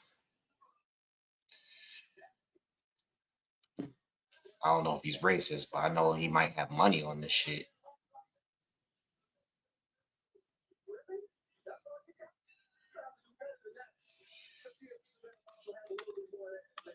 I just got a feeling. I got plus 800 on the draw. Beth said Marshall should have fought a lower level fighter to get back in the flow. Ariel got Green by decision plus 200. Just locked it in. Good luck. Good luck.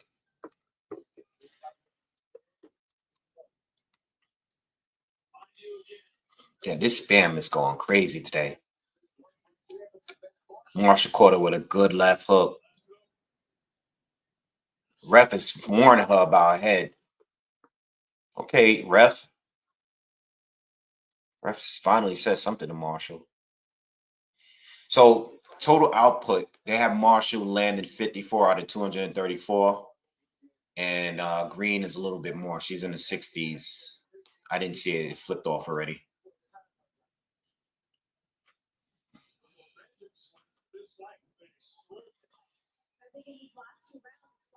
Combination from Savannah. She gets caught with a jab, and they tie up a lot of holding in between. I mean, the fight was pretty entertaining early. It's just been kind of one sided. But Marshall's still fighting. She's pushing on. She's connected. This round is open right now. Oh, good hook from Green. She's been connecting with that hook all night. Watch. They're both tired, though. They both been tired. But Marshall looks, good right cross, though.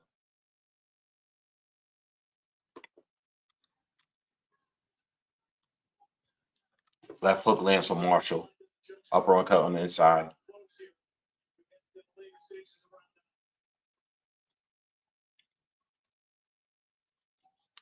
Right cross lands for Green.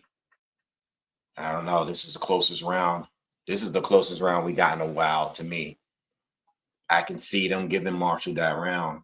That's a close round. I mean, accuracy definitely goes to Green, but activity could have gone to Marshall that round. That's what I'm saying. I don't know. I don't know. I don't know. I don't know. I think Green is winning, but I don't know how these judges got it. So let's see. They're saying, you know how we do here. We prepare for the robbery. We prepare for the robbery. We prepare for the okie doke. Let me say that. All right, but that's a round that could have gone to Marshall. I think I gave Marshall the first and the fourth. I think the fifth, sixth, and seventh, and probably eighth went to Green. The ninth round could be a Marshall round. I'm expecting that to be a Marshall round. If Marshall clearly wins this round, she just caught a right hand, two right hands already. If Marshall wins this round, I'm not expecting Green to get a points decision.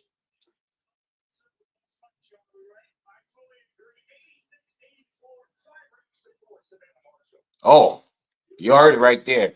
Unofficially, they gave 86. They got an 86-84 for Savannah Marshall. So, I mean, that's the unofficial scorecard. They got Marshall up by 2 points. So there you go. Ooh, Green caught her with a big right hand. Green should try to knock her out. She's bugging if she's whatever energy she got, she needs to fight as if she's trying to get the knockout. Because Marshall, I don't think they're giving Marshall a loss. I'll be very surprised if they give Marshall a loss.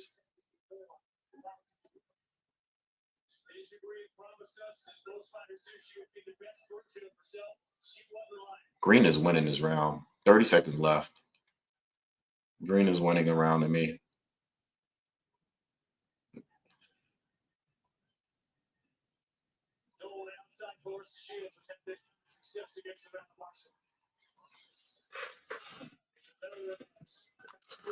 I don't know, punch quote.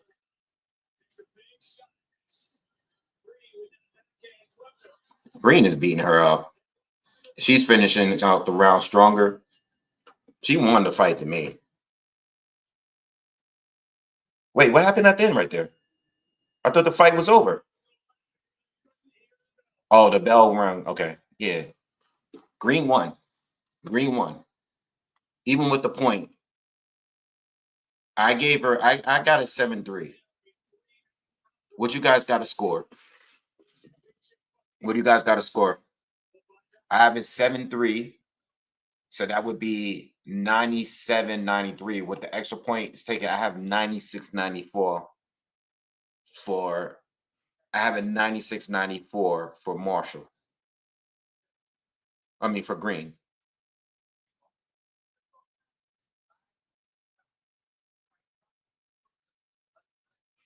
I don't even know why I put in for a draw because technically, mathematically, it can't be a draw. Because even if they gave Marshall another round, if they gave, it can't be. They're either it's gonna be 1 point off. I mean, I put chump change in there, but still, I had it 7-3, but with the extra point taken, I have it scored 96, or is it 96-93? I'm bugging. Yeah, I have it 96-93. Yeah, I'm bugging. All right, regardless, I think Green won. I I don't think they're gonna give Marshall a loss tonight. So just brace yourself. Savannah Marshall hardly did anything in that fight.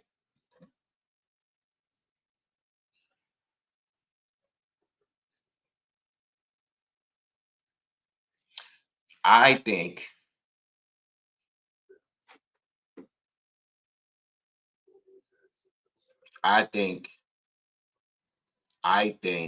it's going to be 95-94 for Marshall.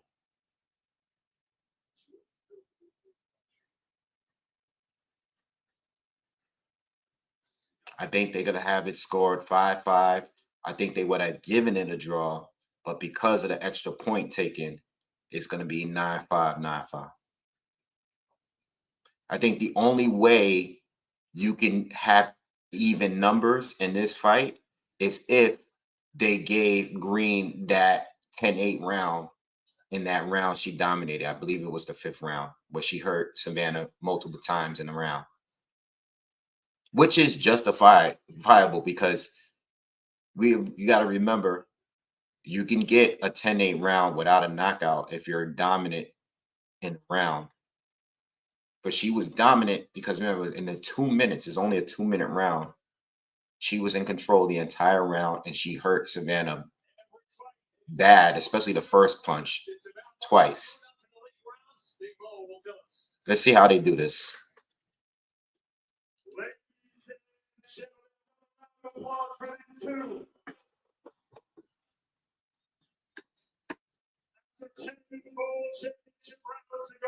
Scorecards for the official decision. Judge Tom Schreck sees the contest 95-94 Green. 95-94 Green. Judge Max DeLuca sees it 96-93 Marshall. 96-93 Marshall. Finally, Judge Martha Tremblay sees the contest 96-93. No draw. Green. Green. Green. Green got it. She got on a split. He got it. They didn't rob her. They didn't rob her. Oh, wow. That's dope. They didn't rob her, y'all. She won that fight. 96-93. She won. That's what I scored at 96-93. Yes. A boxing soccer training club. Thank you.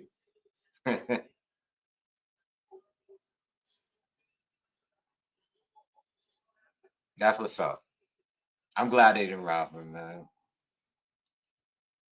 Woo. Tough fight. Tough comeback fight for Savannah Marshall. Get this ref out of here.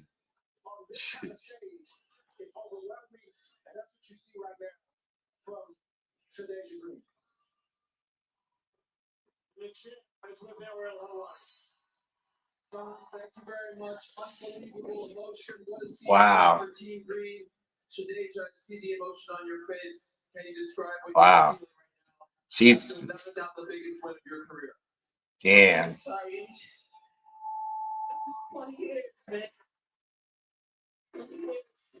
Wow.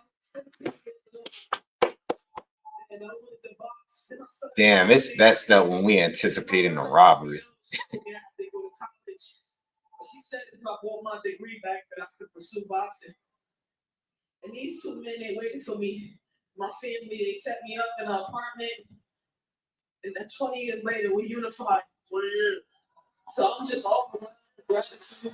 That's what's up, man. And I remember seeing people crying on TV laughing. And Terrific told me that when I won my titles, I would feel like this. Shout out to Patterson, New Jersey. We did it. Oh, she from Patterson? Yesterday. She told me yesterday. Patterson's bad. You're still sleeping on cottage sheets. Patterson is crazy. The famous Marvin Hagler line about waking up in silk pajamas. Do you think this is the win that gets you out of those cotton sheets? Yeah, I'm happy for her. I'm still live. I'm real humble and meek, but Yo, Marshall wasn't good tonight. That wasn't. I want to see her fight Clarissa. in much respect to Serena Marshall, she came out here and she fought me to that. I want to see her Clarissa fight. Word. My dear Miss, I don't ask Savannah a question about the decision. It was such a close fight. What a great war between the two of you. Your thoughts after hearing the judges' scorecards? Look, seeing the great first day, she was absolutely unbelievable, and you know what, I've never made it like that. So Green was unbelievable. Even with the point off, you give me 2 rounds. I've come over here. I've given you all 3 judges. How is that fair? Even with the point off, I'm not saying I won. But even with the point off, you give me 2 rounds. All I want is She's mad. She's mad at one of the judges. I don't know how she's talking about you only gave me 2 rounds. 96-93 is 3 rounds. All right. She's mad at the scores, but I mean, they showing mad support though, and mad love though. But I don't know. I don't know what her complaint is about the scorecards because I thought she clearly lost the fight. You know,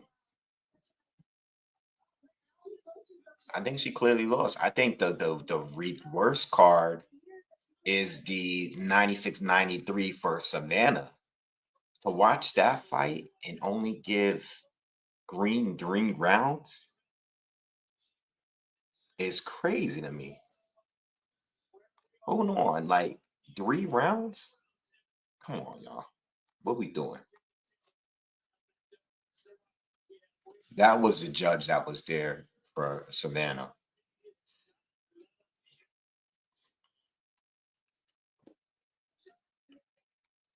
He said, yeah, I'm guarding the next.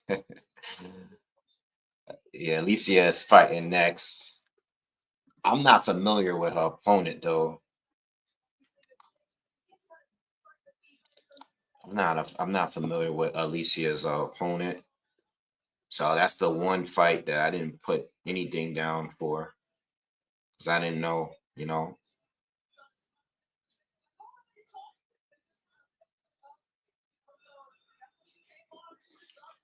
But yeah, Savannah was terrible.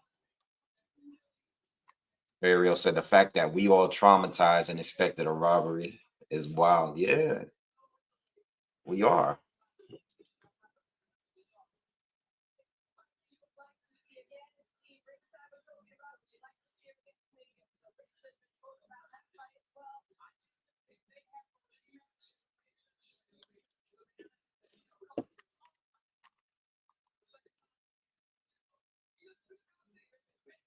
Yo, Pepino said the ref is regretting not taking another point.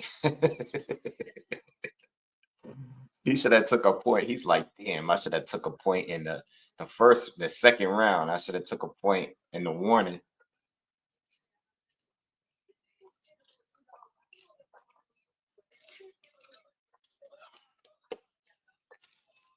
Yeah, nah, Alicia, she's a very good looking woman. I saw the weigh-in. I saw the weigh-in.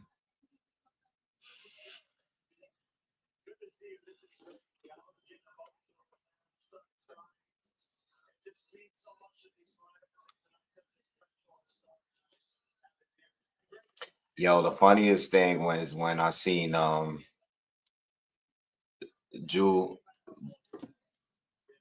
Julius from Ring IQ when he was like people was getting at him because he wasn't getting on Alicia Baumgartner because she popped on that drug test that time.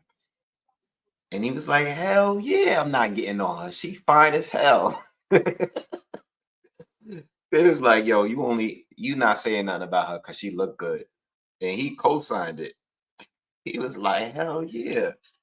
He said, I'm paraphrasing, but he was like, hell yeah, I'm not saying nothing. She looked good as hell. That's messed up. At least he keeping it real. That was crap. That had me dying when he said that. I think when I looked at the weigh-in, I think a few of them look nice. I think the Olympian girl, I think she was really pretty too. The one that fought in the 3-rounder in the first fight, she's pretty too.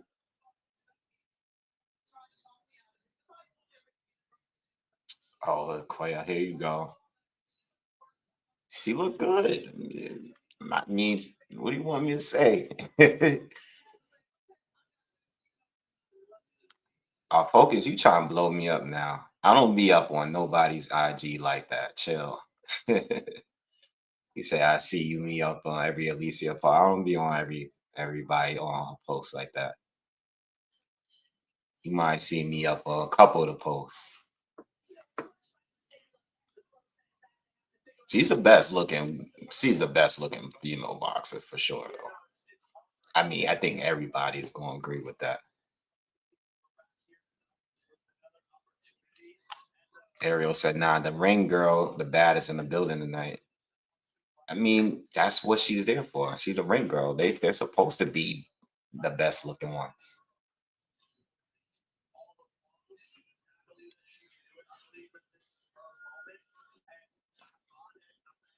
Sky Nicholson is pretty too. Sky's pretty. She's up there. Yeah, she's probably definitely like top 5. She's definitely pretty. Who else is out there? A lot of them. You know what it is? A lot of them look great, but when they're in the ring, they look like they be having the cornrows. They look completely different. They had the Vaseline on their face. That's when they look they look crazy. Yeah, the rank card. I mean, Top Rank is always gonna have the best rank card girls, in my opinion. But the ones that they have tonight they look good too. They look nice. I was checking them out earlier. They look nice. All right, don't start throwing a bunch of names out there because I don't want to get crazy. I don't want to get crazy.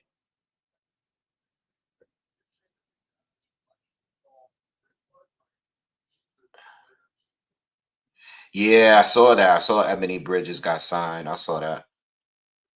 I saw that.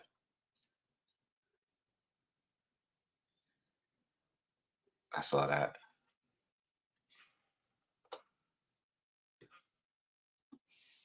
I see that Amanda Serrano is like a heavy favorite to win now. Like what's up with that? Like even though like I picked Serrano to win, I'm surprised like it was even yesterday. You get plus 200. No, is it plus 200? Hold on. No, it's plus 154 on here. I'm on FanDuel. I mean, I think Serrano's gonna win, but right now, if you ain't putting no money down, I guess I mean picking Katie to win is not a bad bet right now. You get plus 150 at least. I don't know.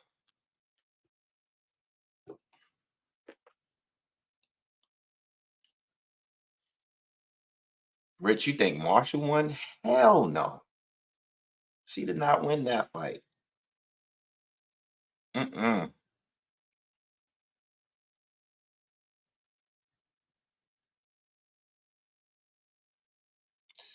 Pepino said Taylor by decision. It's plus 260 for you. Hold on, let me go on another one and see what is that. That's a little bit too much. I don't know what's going on, but that's about. But I mean, the way I'm looking at it, I'm just like, yo, if this fight is anywhere as close as the first two are, I don't think Katie's getting it tonight. Plus 260 is way too high. It's way too high.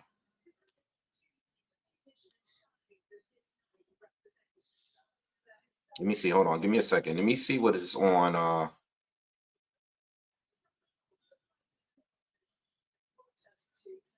I hate when you go on the app and they force you to review the app. Are you enjoying this app? Not right now. Get out of my way. Nah, I'm not getting anywhere near plus 260. I check DraftKings. I have DraftKings and I have FanDuel and I have MGN, but I don't really use it like that. I haven't used this account in like a year. I'm not even signing on to that. I'm leaving it alone. I'm just gonna stick to what I put my money in for.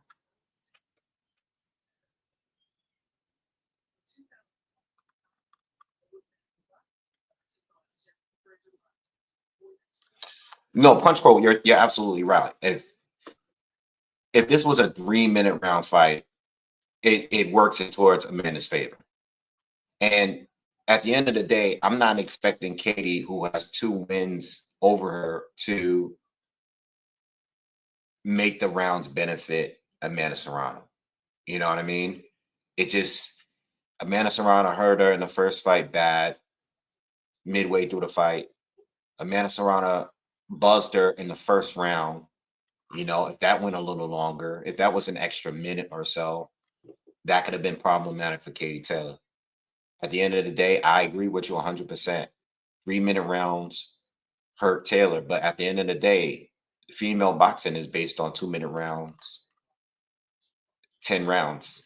You know, I know the first fight tonight was 3-minute rounds, but at the end of the day, that's the way the fight is.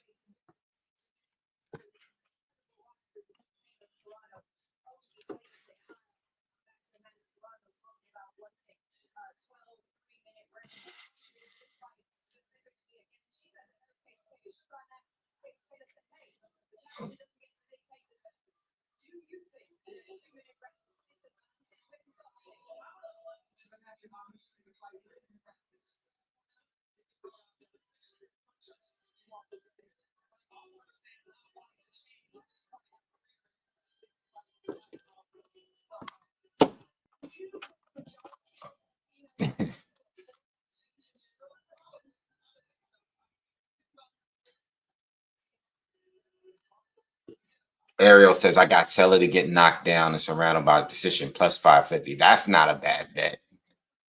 That's not a bad bet at all. Oh, bet online? Okay, got you. Rosewood says Wave, but Canelo versus Bud. I'm gonna tell you right now. I'm not gonna tell you right now. I'm not gonna tell you. I'm not gonna tell you, man. I'm not gonna tell you. I'm gonna wait. That one I'm holding. I'm gonna hold. I'm gonna hold on to the very end. I'm gonna wait. I'm gonna hold all the way on to the breakdown. I'm not. You know, I'm not. I'm gonna wait to the very end to let y'all know what my final breakdown is. But when I be chilling, I'll be chilling. I'm bored. I do watch old fights with both. I was on YouTube the other day and Crawford against Derry John popped up. I have not seen that fight since it was on TV on HBO. I think it was on HBO, no, or ESPN. Like YouTube just be knowing what I'll be wanting to watch. But that fight in particular was Derry John was just, even at that time, was just okay. Like he was probably one of the weaker names on Crawford's resume as he was, going through the fights. I seen Crawford against Hank Lundy in New York. That was actually in the Garden Theater. I went to that fight and I was sitting close to the front. And that's how I met Marcus Brown.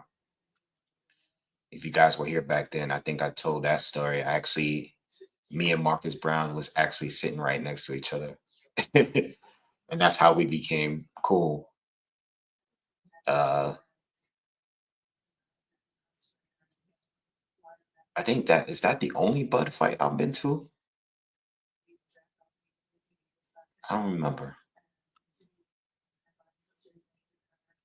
They're interviewing Katie right now. Listen, I sat by a lot of people going to fights.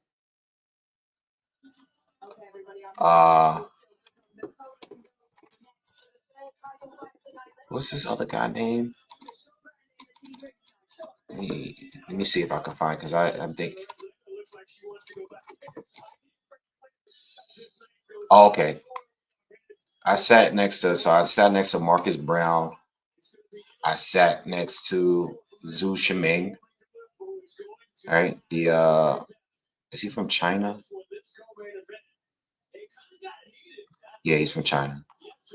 I sat next to Zhu Shiming. I sat next to Rosie O'Donnell twice.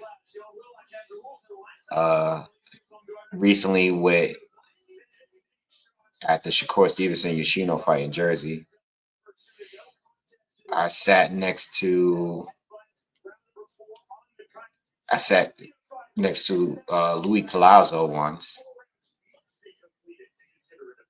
Who else I sit next to? I said a few more people. Sat next to Frank Galarza. That's how I got cool with him. I wonder what he's doing. I know he had took some losses. I think he retired. Sat next to Frank Galarza.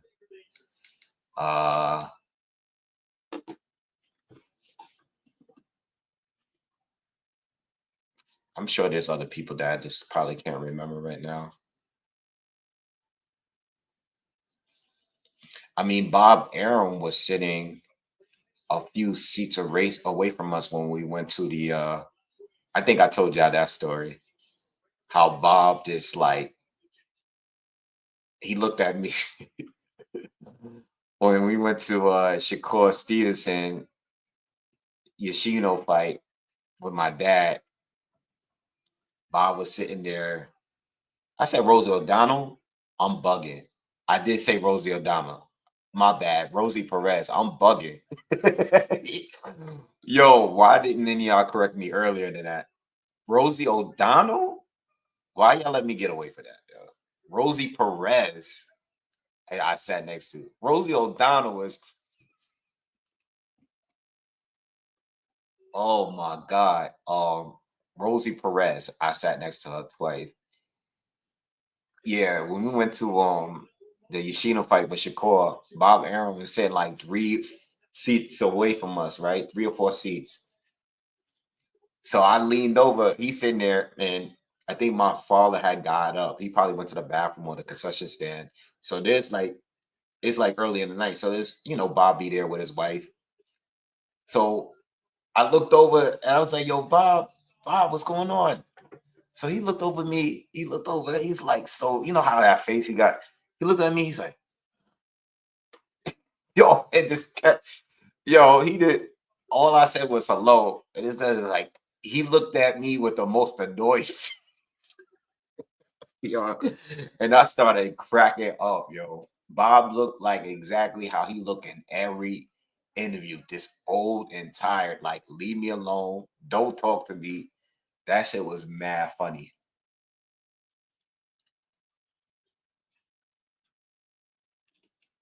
All right, here we go. Clarissa Shields was sitting by me and my dad for a minute, but she was playing like musical chairs. Like she was just moving around all over the place.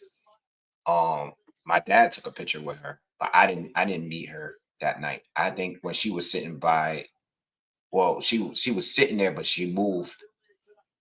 But I think when I got up and I stepped away, I think I ran into somebody I knew.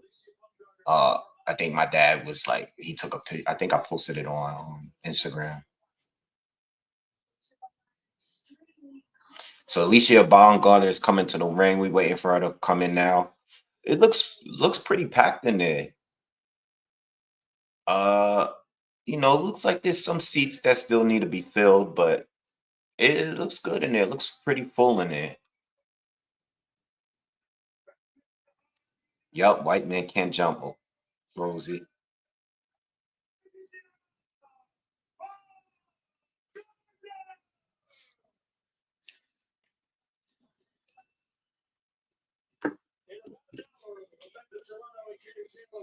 Alicia is doing her ring walk.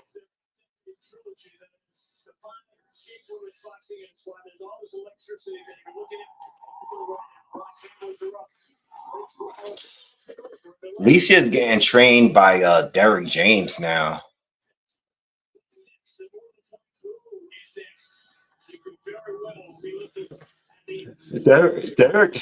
Derek went from being like trainer of the year, and he's been having a rough couple years now, right? Just about everybody in the camp lost. I think just about all the main guys, like Ryan went over there. AJ lost.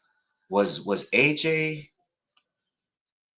No, AJ was with Derek James in the was it the Usyk fight? The second one, I think. Errol Spence lost. Frank Martin lost. I was just I made a tweet the other day, like, where the hell is Frank Martin? Frank Martin, man, too much time off, man.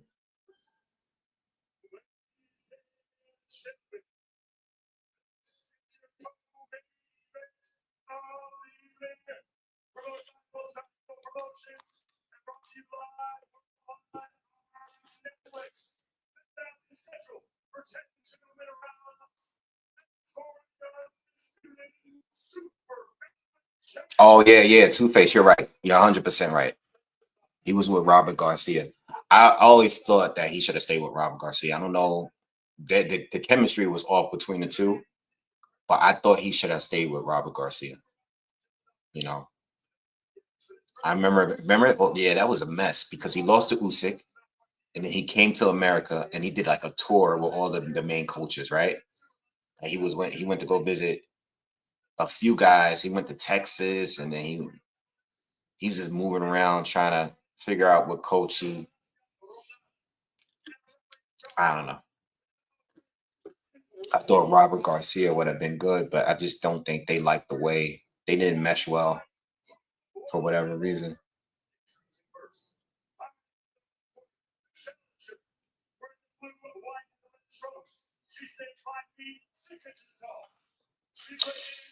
I didn't put no money on this fight. This is the only fight of the night that I didn't mess with because I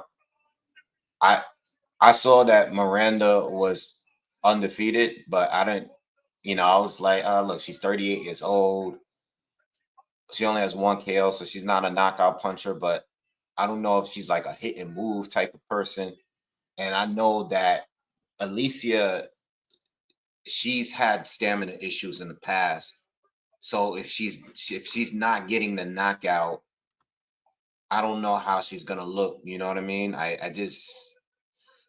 didn't really want to mess with this one.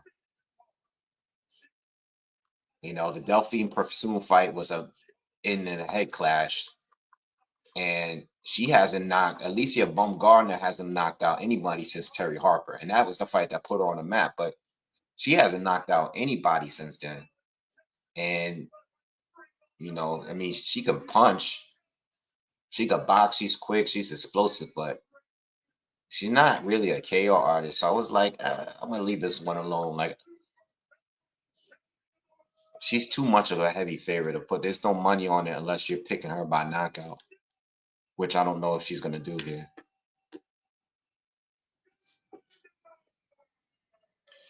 Steph, so to be honest with you, I had been wanting Frank Martin to fight William Cepeda. Now that he's been out the game, let's look up Frank Martin real quick. Because I don't know how long ago was the Tank fight? Was that last year or the year before? Okay, that was last year. So it's been a year. It's not that bad, but it's been since June. So before, I was like, You know, I wanted Tank. I mean, I wanted Frank Martin. I was cool with the Tank fight. But now that he's been out the game a little bit, I think he should have a tune-up. You know, coming off a knockout loss like that and taking a year off, I think he should come back and fight a tune-up first. But I've been wanting him before that fight. I was wanting to fight him guys like Cepeda, Keyshawn Davis. Like, I was cool with all those fights. All right, but round one, let's get into this fight.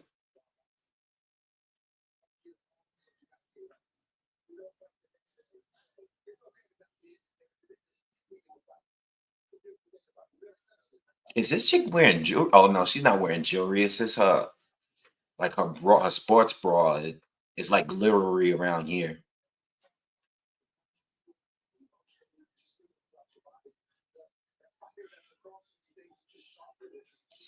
So this Miranda, a lot of probing, a lot, and she's staying way out of range. Steps in with a jab every now and then, but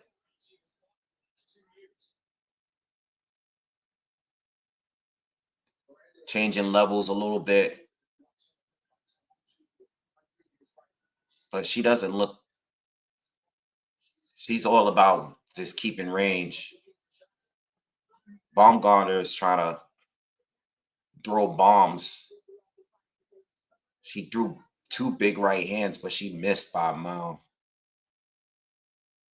Kind of slow fight so far. Not much to really commentate on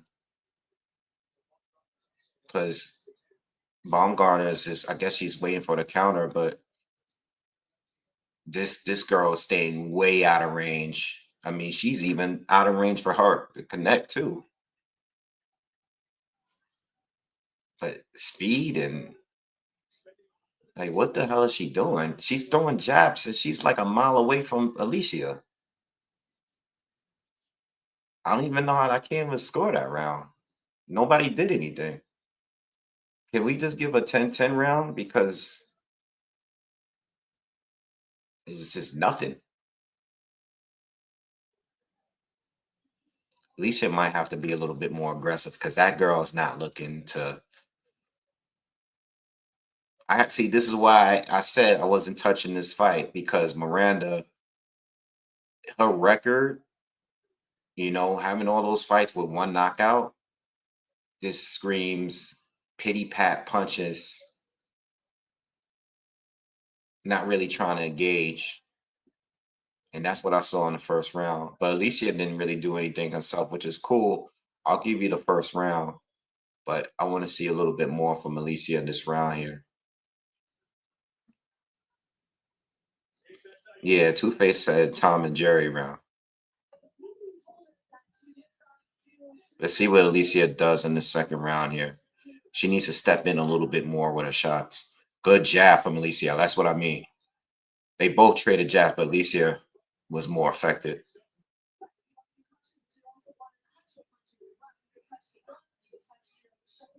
Oh, good right hand from Alicia. There we go. Oh, she got counter on that right hand. She got countered with a right hand from Miranda. Alicia landed 3 right hands, and she's down. She's down. What? That's not a knockdown. It's a slip. Wait, all right. Alicia landed about 2 or 3 right hands clean, and this girl went down. But they're calling it a slip. Maybe it was, but it looked like a knockdown to me. That was kind of weird.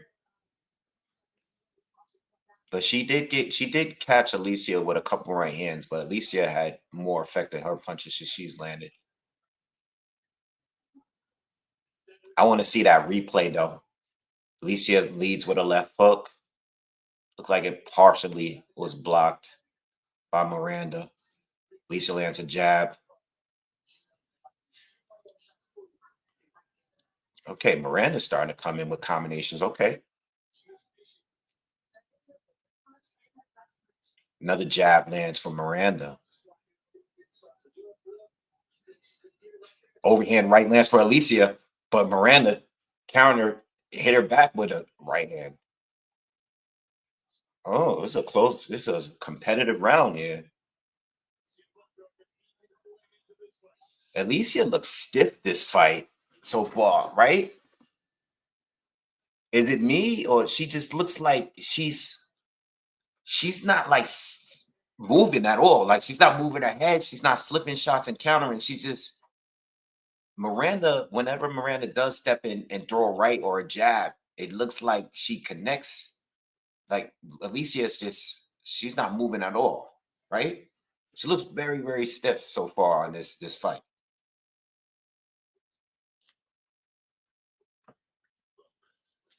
I don't know. That's a close round because Alicia landed the bigger shots, but Miranda landed more.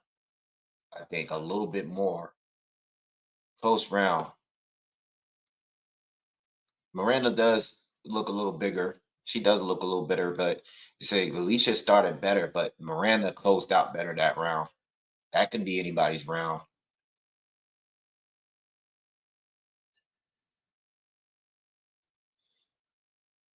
I mean, Alicia is a negative 3,000.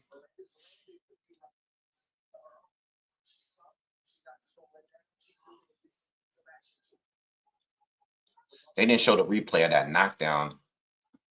Overhand right from Alicia, but didn't land that clean there. They tie up. Unofficially, I think I can. Damn, it went down. Alicia got to stop looking. She looks stiff, man. What's up with her? She's fighting like she's scared to get hit a little bit when she comes in. She caught her with a foot, though.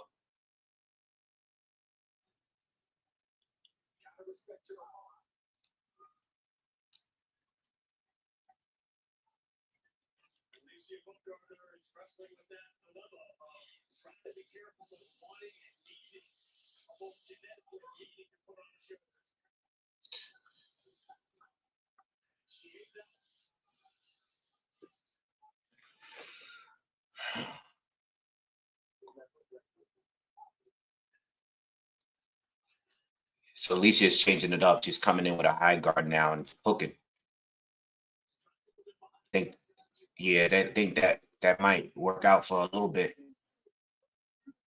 because with her hands down, she's not slipping anything. She's just like walking into stuff. But she's winning this round so far, this third round. Miranda's getting on my nerves just because of the way her face. Yo, y'all see Miranda's face right now? Like she's like very confident. Yo, y'all see her face? Yo, she has a mouth wide open, like she's doing something crazy. Miranda looks crazy. Yo. Oh my God. Oh, this is so funny.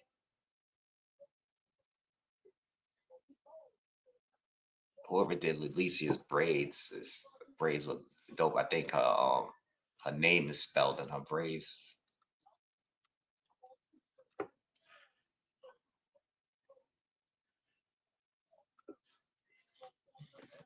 Yeah, Alicia looks off this fight. Not saying she's not winning, but she doesn't look as elusive as I've seen her in the past. She looks kind of stiff. The confidence don't look she doesn't look as confident as I've seen in the past. I mean, when you really think about it, she's only fought 4 rounds in the last 2 years, which is not good. Forgot that she had that little PED situation. I had a 10-10 the first round. I think the second could have gone to Miranda and the third went to Alicia. But Alicia is getting caught this round. This chick is throwing overhand rights on the way in. Alicia is not boxing at all. Like, what is she doing?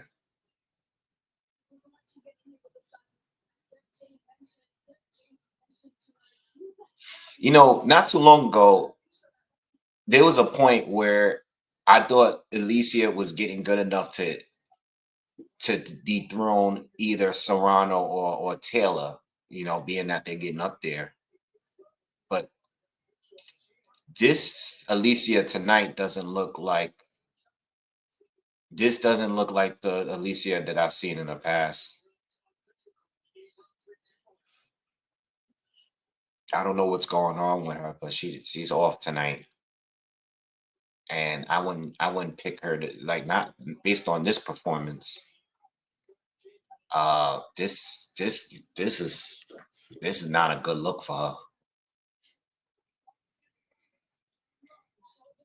Maybe it's the ring rust too, since you know you only fight 4 rounds in a 2-year period. Good exchange here. Good exchange between the two. They're rumbling now. Alicia got the better of the exchange a little bit. Miranda does look kind of bigger than her though. She looks like she might be like a weight class above her. But regardless, when it comes to the boxing, not impressed with Alicia here. This is a close fight here. Another close round.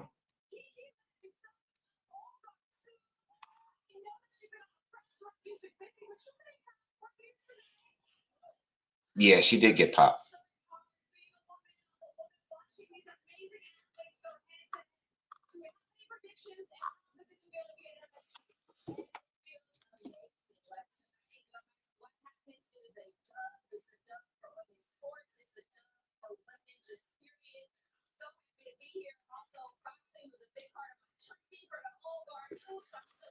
I didn't get to see Old Guard 2 yet. I kind of wanted to rewatch the first one because I don't remember the first one that well on Netflix. I seen the first one and I remember liking it, but I didn't see. I can't remember what happened in the first one. I might rewatch that. Get this interview out of here. Put the fight back on. They're interviewing the actor from Old Guard 2. I want to see the fight. They're not even showing the fight. All right, Alicia. She starts around. She's starting to faint a little bit. Lands a couple jabs to the body. This is what she should have been doing earlier. But it's time to start making some adjustments here because I don't know how they're scoring this fight. Miranda may be winning this round now. Unofficially, they have Bumgarner up by a couple rounds. But there's a possibility here that Miranda might be winning some of these rounds. Alicia's changed it up again. She's starting to bounce a little bit. She's fainting a little bit, and she's starting to throw some jabs, which she should have been doing.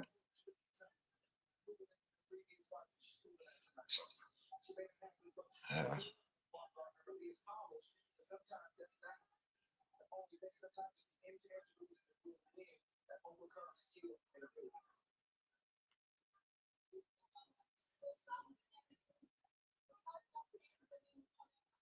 yeah. I'm not feeling this fight, y'all.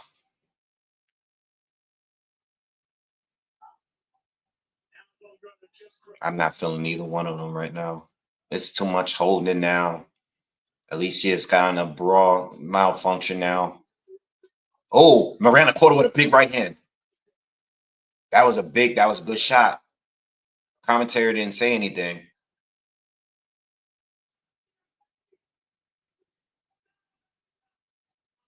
Another right hand lands for Miranda. Alicia responds with a right to the body.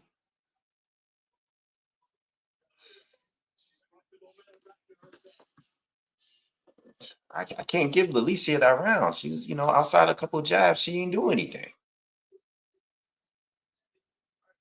Is the crowd booing? Oh no, that's the music. I don't know.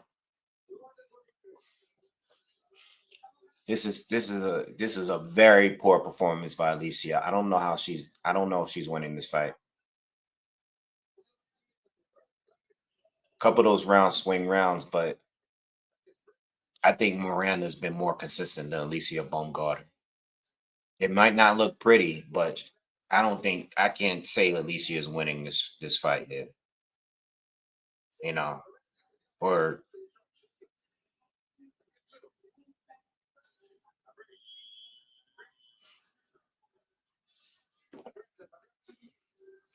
that. Looking into the crowd now, looks packed. It looks full in there now.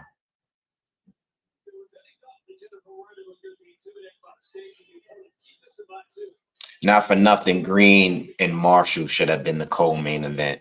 You know, I know they're trying to make something out of Alicia, but based on the opponent,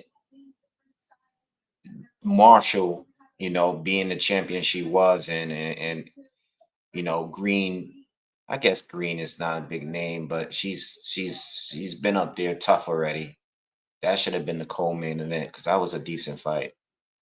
Alicia comes in. Okay, nice exchanges between the two. Alicia came in and landed a couple right hands. But Miranda is fighting back here. Andre Ward is basically saying it without being direct. Like he's basically saying, like, you know, is Alicia taking her seriously? Did he train? Did she train? He's saying stuff like that, which is an indication to me that he's aware that Alicia is not performing right without actually saying it. Overhand right. Miranda's stronger than her, too. Miranda just caught her with two right hands. Another one, third. Nice exchange. Oh, Alicia caught her with a hook. I gotta watch out for the head flashes. I'm surprised they get it. Well, the ref just warned them.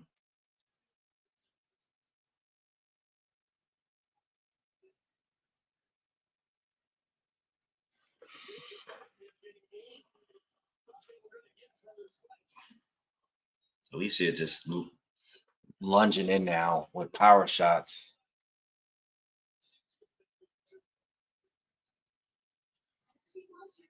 Good shots, good exchanging. Good shots there from Alicia. She's landing some good shots there. Miranda's looking up at the clock. What's up with that?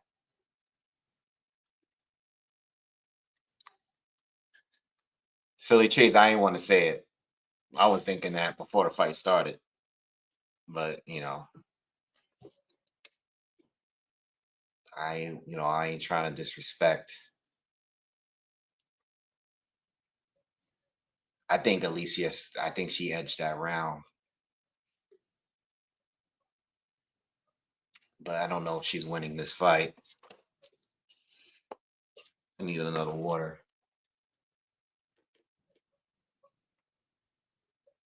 Yeah, I was thinking that before the fight started. I was like, she's with Derek. I don't know if that's a good.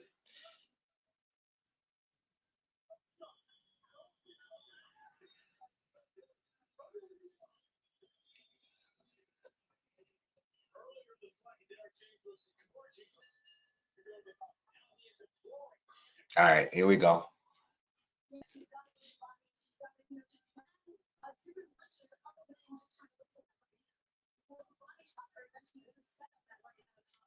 Alicia starts out throwing overhand right.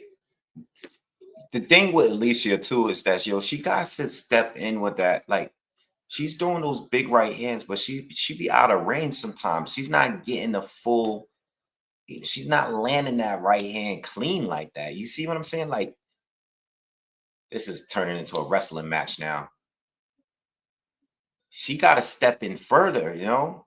Good exchange on the inside. Still think Alicia hits harder than Miranda, but she got to keep it going.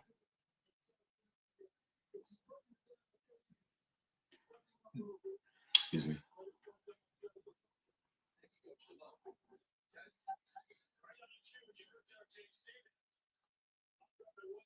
Miranda hasn't been doing anything. She's not doing enough now. It's too much wrestling. Oh, man. Let's get the. All right, Alicia. Okay, Alicia. Okay. She's doing something now. What's Miranda doing? Lisa's doing a little better now. She's getting the better of Miranda in exchanges now. Yeah, she's fading a little bit.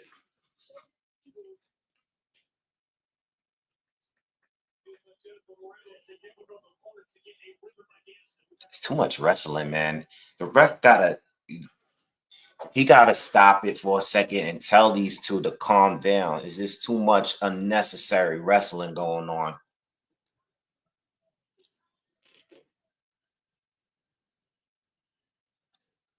That's another Alicia round. She might be back up now.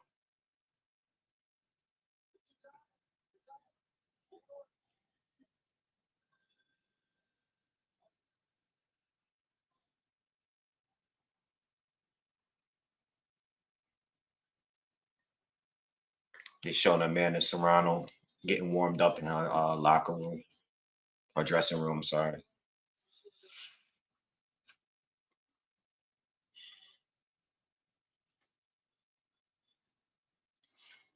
This is her night, man.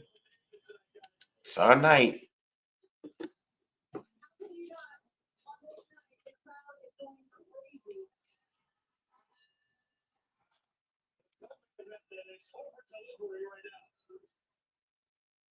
All right, we're in the 8th round, y'all. I mean, my scorecard ain't like super official. I gave Alicia for sure. I gave her the 6th, 7th, and 3rd.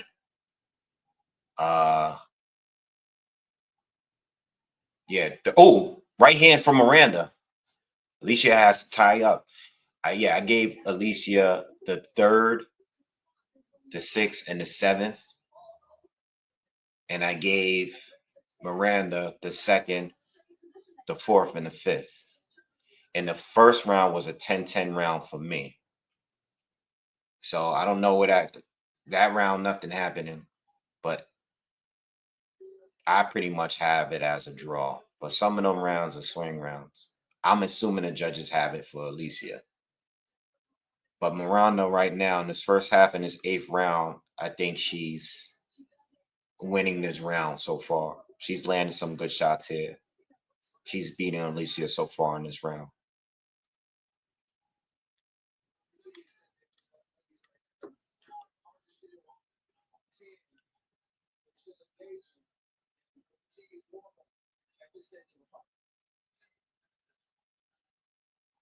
Oh, wow. Alicia got caught with a jab and a right hand. She's getting caught this round.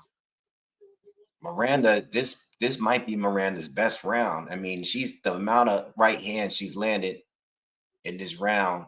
She's catching Alicia clean, even on the inside right now. This is her best round, in my opinion. Alicia's been getting hit with everything.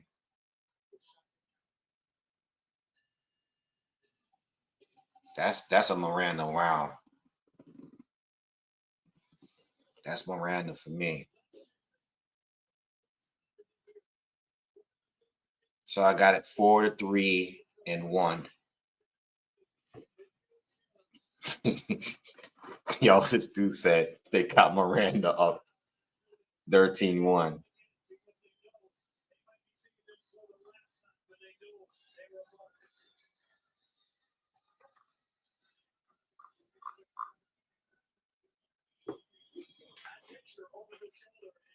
They're showing Katie now in her dressing room.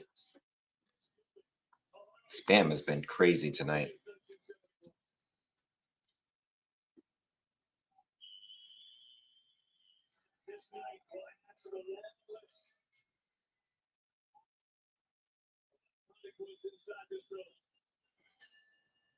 All right. Round 9. This is dangerous. I mean, I'm not assuming. I think the judges probably gonna have Alicia up like maybe a round or 2 from what I have the score. Unofficially, they have Alicia up a lot. They have it 78-74. Alicia's been doing well so far this 9th round with the jab.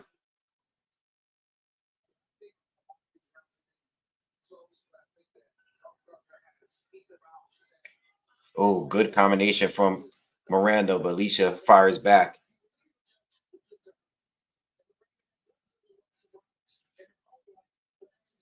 Again, a lot of tied up. A lot of times when I'm not saying anything, y'all, is because they're either tied up or they're wrestling. Miranda leads with a right hand. Yo, that's another thing with Alicia. Whenever they're in on the inside, there's literally no defense or no like Alicia inside game is very poor and her defense. She like drops her hands and she just gets hit with like some free shots on the inside. You know, like it's annoying me because it's like she just holds on and she's like, I don't know if she's too tired to defend herself, but I know a lot of those punches are not clean from Miranda. But the fact that Alicia just be having her hands down, it's just like free shots for Miranda.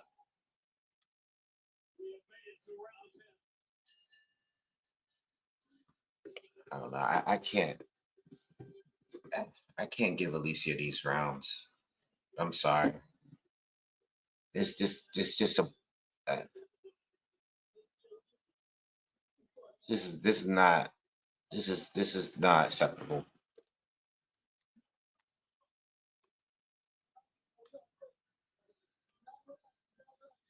Yeah, she didn't win that round. I have it 5-3-1. To me, to me, to me, Miranda at least secured 5 rounds. I mean, she secured 5 rounds. You know, unless Alicia knocks her out, I don't think Miranda. I just don't think Miranda should lose the fight unless she gets knocked out this round or dropped.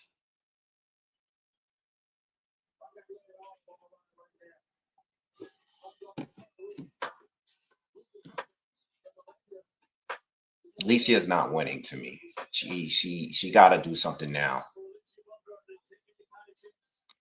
Good hook from Alicia. Alicia's firing at her.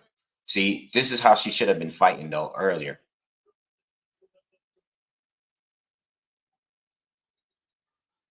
Alicia is coming at her. She's just firing off at her now. She's letting it all go.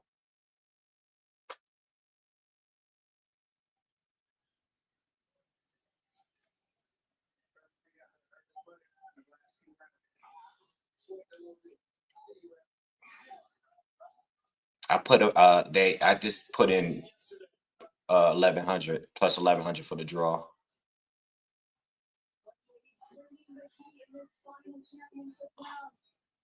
Alicia's coming at her. Alicia's beating her up this round a little bit.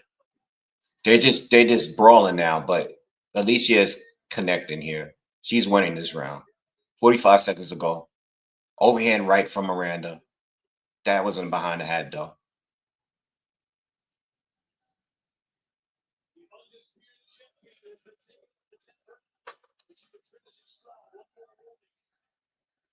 Ref is giving a warning now. Good left hand from Alicia. Another left hand from Alicia.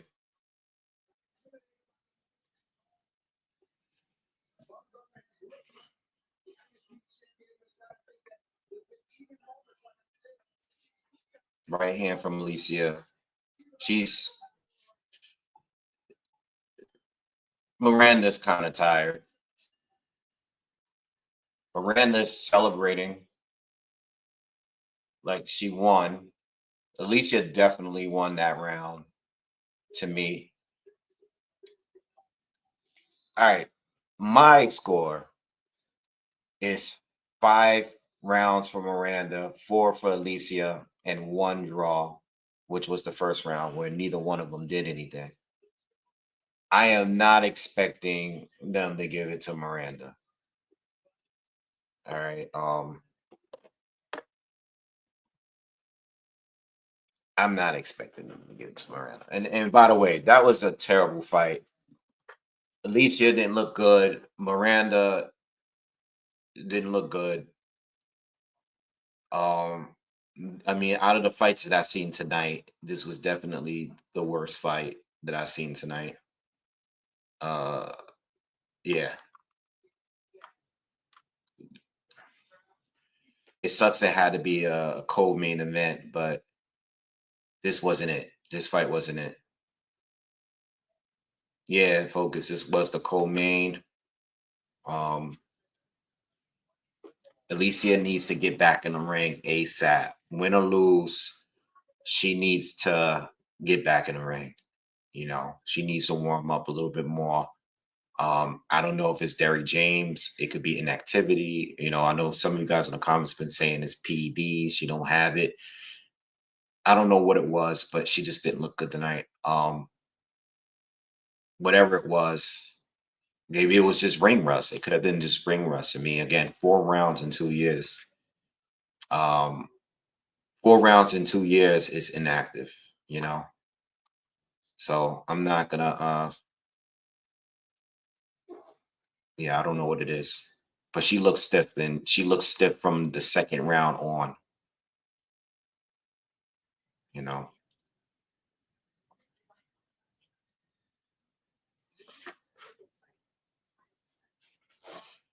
Yeah, this is an MVP event. So I mean I'm not expecting a Miranda win, maybe not even a draw. I'm expecting Alicia to win 96-94 is my prediction for Alicia. I think we're going to get 96-94, 97-93 for Alicia. That's my prediction for the scorecards. It is what it is. I don't, I want Alicia to get better. I don't want to ever see a Miranda fight again. But again, like I said earlier, halfway through the fight, I was like, at one point, I thought Alicia was on pace to dethrone either Katie Taylor or Amanda Serrano at some point. Both of those two would have beaten Alicia Baumgartner tonight. You know, and this is the fight. You know, I know they're still at 135 or whatever. Is this what division is no, she's fighting at 130.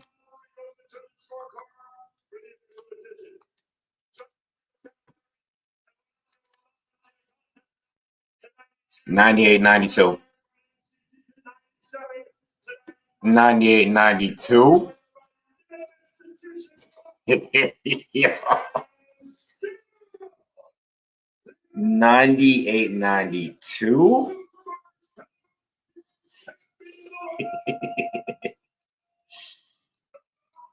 That was bad. Miranda won more than 2 rounds. I hated her style, but she won more than 2 rounds, bro. That's crazy.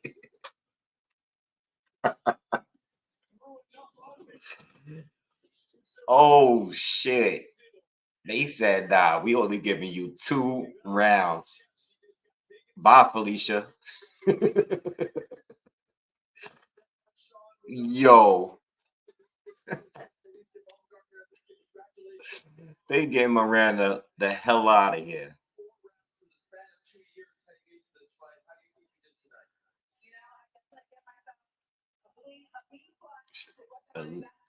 Alicia said she'd give herself a B plus. It wasn't her best performance. She tougher than you thought she would be. She was smart. She was smarter fighter. She had a good game plan. How soon? Oh my god. 98-92. I mean, I gave y'all 97, 93, 96, 94. Like, if we gonna rob, at least like make it look like, like the girl did something. 98-92 is crazy. This we be predicting robberies. I thought that was like that's above what you couldn't give her a 96, 94. Like, couldn't give her nothing. You get nothing. Get out of here. It's crazy. That's not MVP. That's boxing. This happens every week. It's probably gonna happen tomorrow too with somebody. Yup, dirty sport. We love it though, but it's a dirty sport.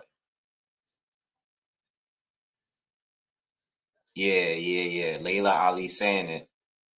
Listen, she's gonna go home and think about that, but that was a C performance, not a B plus. That wasn't even a C.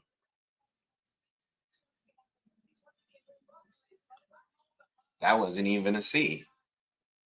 She did enough to. Well, I mean, I don't even think she did enough to win, but I would have been okay with a 96-94, being that one round I didn't even score, you know. But 98-92 is crazy, bro. Crazy. And two judges had a 98-92. You could give a 4 rounds, man. That's why I don't understand about scoring. Like, if you're gonna rob somebody, don't make it look like so damn obvious. Like, Jesus. Like, we know y'all manipulate the cards, right? And I'm talking about when there's a big fight on and they're taking like an hour to get the cards together. Like, right, we taking where it just magically takes forever to get the cards together, and then they come up with a card. Like, you want to take the 96-94, maybe 197-93, one draw. Like, you know what I mean? Y'all just gonna just 98-92 this chick. That's crazy. Oh my God. All right, man. Well, the big fight is next. What are your last? What do you guys got? What are your last predictions before we start? Um, I mean, Amanda Serrano, for whatever reason, is a pretty. She's a pretty solid favorite to win. All right, I'm gonna stick with Amanda, but on points. But I think the money right now, if you haven't put any money down, the money, it looks good for Katie right now because you're at least getting plus 150 for Katie, who won the first 2 times. And the reason why I say that is because, if Katie don't get hurt and she just boxes and move, do that in and out thing that she do, throw her little combinations, she can win on points. She can win on points. My thing is, what's gonna happen with this headbutt shit? That's my biggest concern for 2 reasons. Are we gonna get more headbutts from Katie, or is Amanda Serrano gonna be trying? Is she gonna be waiting for it? You know what I mean? Is she gonna be fighting like she's trying to avoid it? Because that can mentally mess you up a little bit too. That can definitely mess up your offense and your defense when you're just trying to avoid a headbutt, a head clash. All right, but I'm gonna stick to my bet. That was my bet. I think if this goes to decision, which I'm expecting it to, I think Amanda wins this time. But I'm gonna tell you this: I'm not gonna be biased. If I believe Amanda loses this fight, I'm just gonna tell you, you know, like I always do.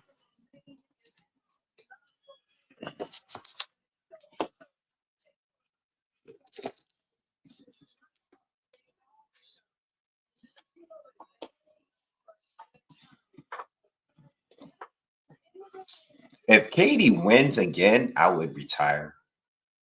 Oh, they got Kevin Hart in there. Fat Joe, I see Fat Joe back there. Amazing action, more importantly, great entertainment. I love to see her put on. I love to see the fans show up, and more importantly, the talent show out. It's a big day for women. Big day for women. You have a good time. We're having a great time. A great time. That's the only way better than fun. Enjoy yourself. Thank you. Always excited for the main event. Shouts out to everybody watching. Shouts out to Netflix. Shouts out to you. Kevin, Always. Yeah. back to you guys. Yes. Everybody to the next slide. Everybody, good to have you with us. Ralph, it's been the same. Amanda, in order for her to win, just be careful in the exchanges. The exchanges is what put her in trouble. Sometimes she throws too much. She let her hands go a little too long, and that's when Amanda catches her. You know what I'm saying? She's quicker. All right, she got the quicker feet, in and out. Boom, boom, boom. Roll, pivot, get out of there. You know what I'm saying? Amanda, very flat-footed. You know, but heavy hands. Heavy hands. Problem is with Amanda, she's front foot heavy too much sometimes. She's coming forward. She's like tanking punches to land one. That's the problem with Amanda. She takes too many punches sometimes to land one. She doesn't move ahead. She can move ahead. She just hasn't been doing that with Katie Taylor. You know, she fights like she always fights as if she's trying to get the knockout. She's capable of more, but I expect her to try to get the knockout again. She probably really wants the knockout. She feels like she probably can't win on points because it's been 2 fights back to back where she's lost on points. Well, not back to back, but I mean 2 fights with Katie Taylor. I mean, she probably feels like I gotta get the knockout. You know, I used to say the same thing with Amir Khan. You know, I think Amir Khan pop move. You know, I used to say that all the time about him. You know, when he got stopped by Danny Garcia, I was like, yo, he sits in it. He throws too much. He gets too eager to like want to land, poop, poop, poop, poop, poop, throwing 3, 4, 5 punches in a row. Mm-mm. So I think Katie needs to apply that in this fight. Amanda, she needs to feint a little bit more. Stop taking punches. You be giving away unnecessary points to Katie Taylor. The punches may not be as effective, but based on how the judges been scoring these 2 fights, they're going with Katie landing these little pity pat flurry punches. That's not a bad comparison, Beth. Not a bad comparison at all.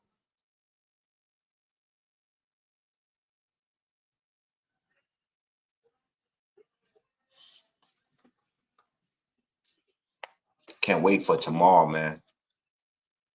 Can't wait for tomorrow's fight.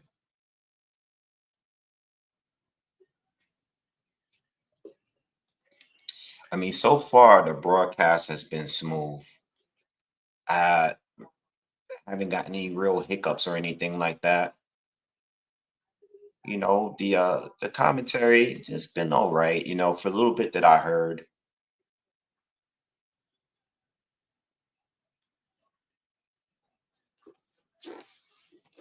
You know, if Netflix ever feel like they need some help, some extra assistance over there, I would love to assist them and provide my services. Yeah,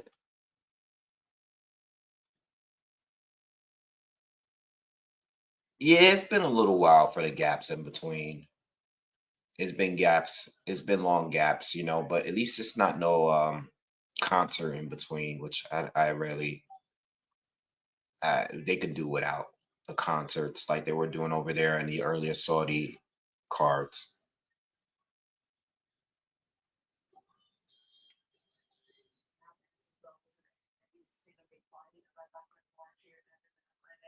Taylor is plus. Let me see. Let me look. Hold on. Hold on. Let me see what it's looking like now over here on my end.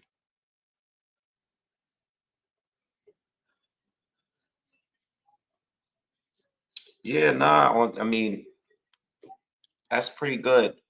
Somebody said it was plus 260 earlier. Yeah, I think tomorrow's gonna be more fun. I think we're gonna have more fun tomorrow just because of all like the static between the fighters, especially with Balanga and Shiraz, Shakur and Zapata. You know, there's so much build up into those fights. Those are probably not going to be the best fights, but I think Puelo and Matias is going to be a fire fight. Even the was it the Katayev guy against Morel should be a good fight. Um, tomorrow we gotta have fun tomorrow. I can't wait for tomorrow. I'm gonna get up early in the morning though. I'm gonna give you our breakdown for Matias and Puelo.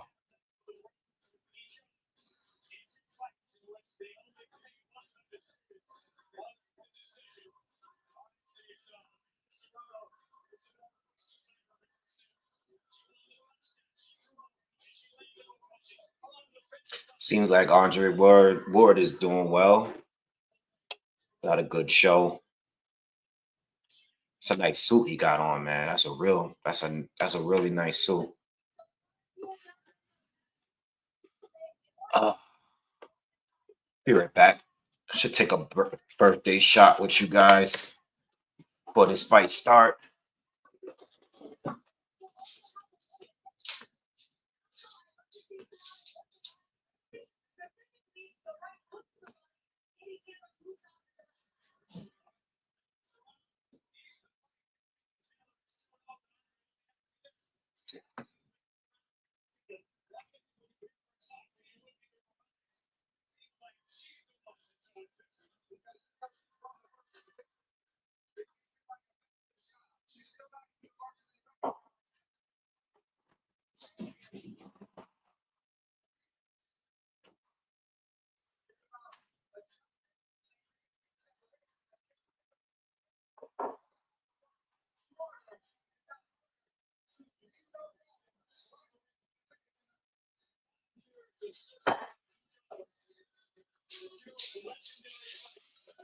All right. Cheers, cheers. Cheers, everybody. Cheers. Another year. Another year.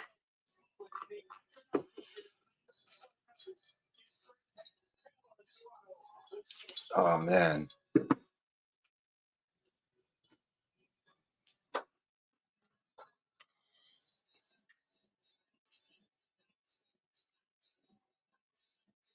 All right, so we're waiting until the final fight. Let's get it.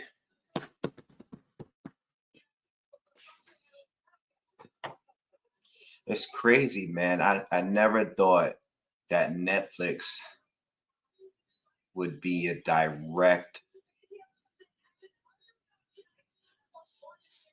like direct competition with the zone.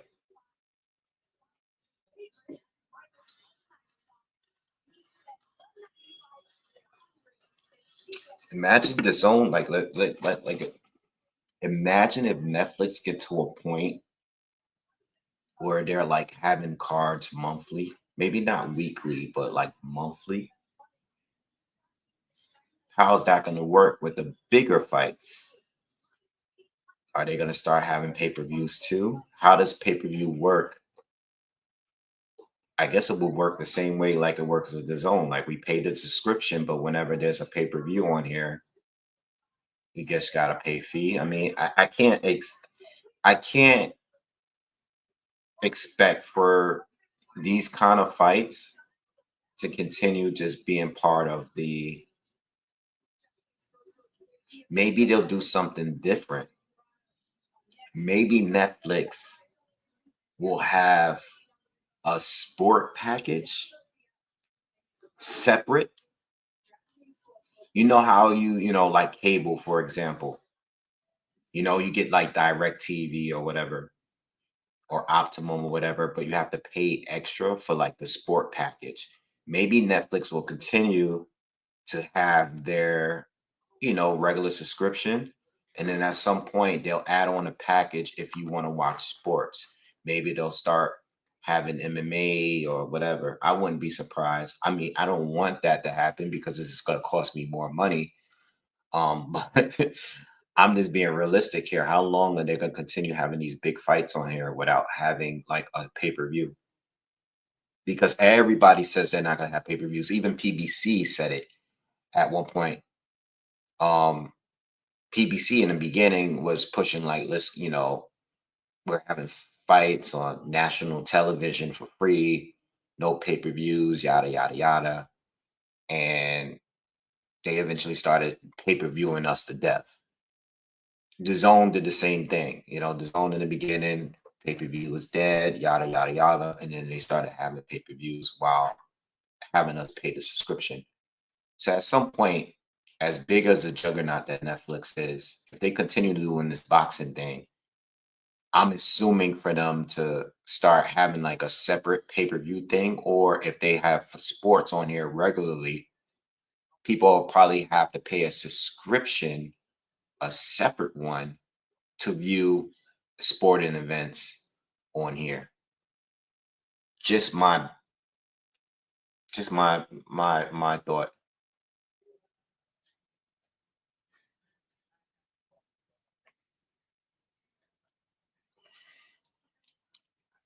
Oh, you guys think there might be a pay-per-view? Okay.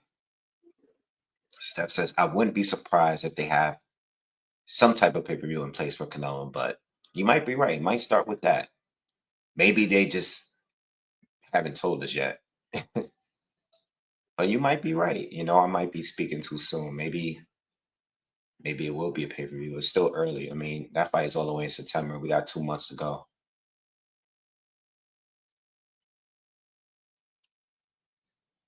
The pay-per-view is $60 for tomorrow. Wow.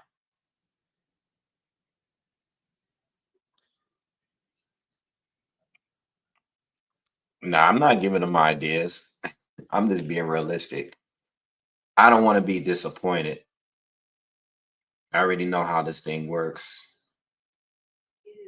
with these networks.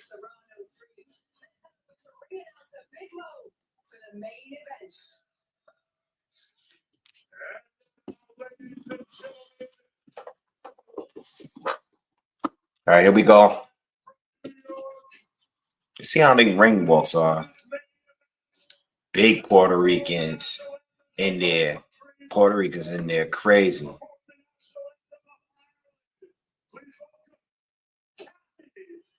Is that Punch? Drunk Punch? Drunk Punch. Punch Drunk. I think I see him in the background there. Like maybe about 4 or 5 rows back. Yeah, I think that's him. I think I seen him earlier too. I just wasn't sure because it's kind of dark.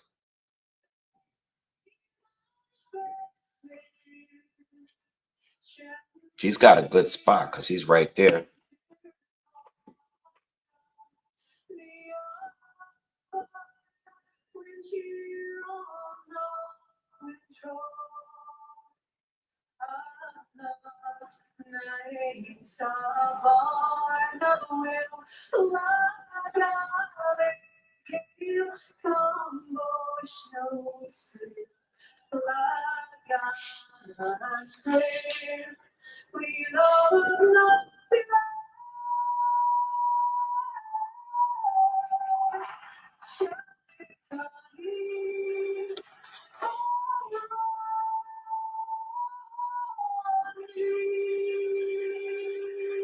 Yeah, they support my man, Serrano, man.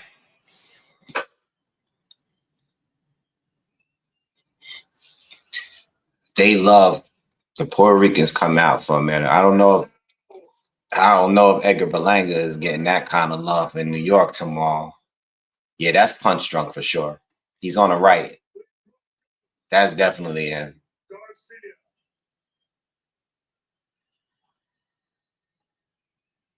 That's definitely got a good seat.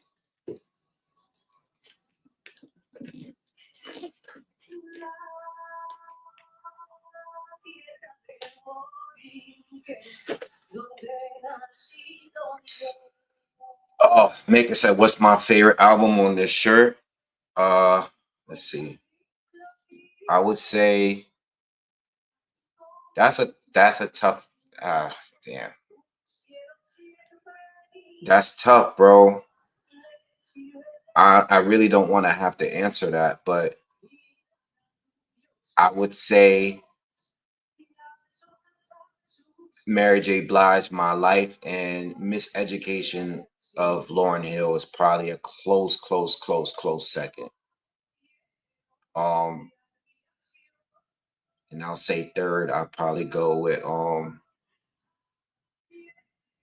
maybe Jodeci. I don't know, man. I don't even want to say anymore. I'm gonna stick to 1 and 2. Yeah, Mary J. Blige. The, wait, is this My Life or what's the fourth one? No, I'm bugging. Nah, I'm gonna go with Lauryn Hill. I thought this was My Life. This is what's the 411, which I like too, but it's not my number one. I'm gonna go with Lauryn Hill, number one,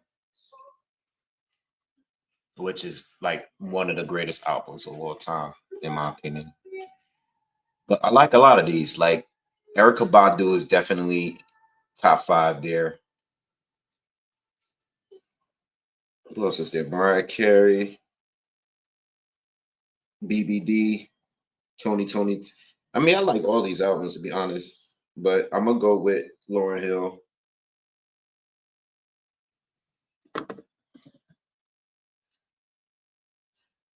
Yeah, that's a good question, man. You guys be creative with y'all questions. That was a good question. I love this shirt, by the way. It's like my favorite shirt right now.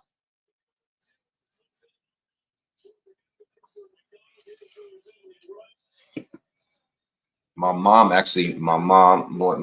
family bought me some F1 shirts today for my birthday.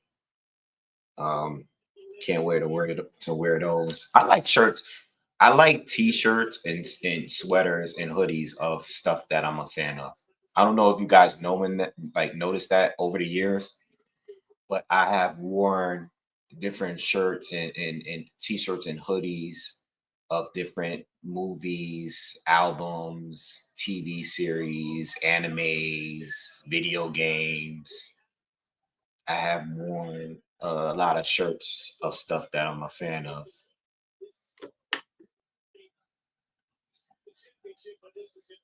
I've never seen Lauryn Hill in person. I refuse to go to a show. I've been invited to shows. I've thought of going, excuse me, going to shows, but she's canceled so many shows that I'm afraid to book tickets. So unfortunately, I haven't. I've seen Mary a ton of times, and I've seen Erica Badu once. I never seen D'Angelo though.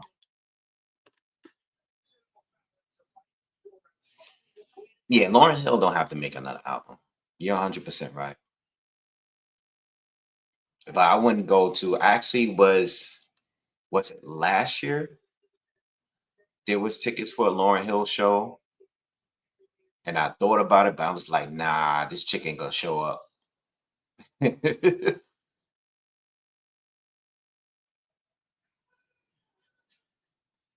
Yeah, Blade, I was thinking about going tonight.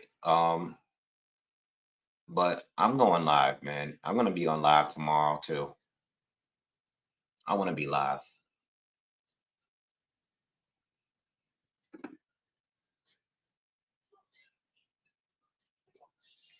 It's all good.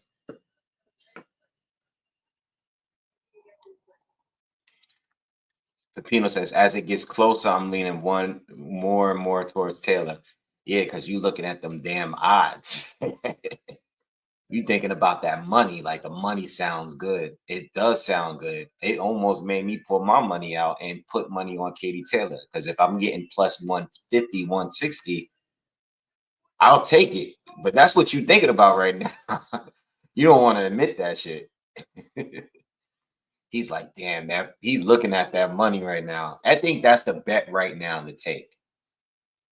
But yo, I'm just gonna, from what I've seen, and I know this fight was in New York, the first fight,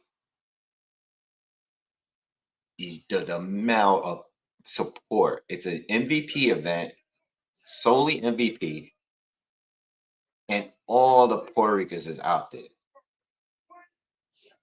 I'm saying, like, this feels like Katie's. I give Katie credit. I didn't say this before, but I give Katie credit to agreeing to take this fight in New York City. I'm surprised she's doing it. She already 2-up on Serrano right now. I'm surprised she's taking. I mean, a bag. They're making a lot of money though for this fight. So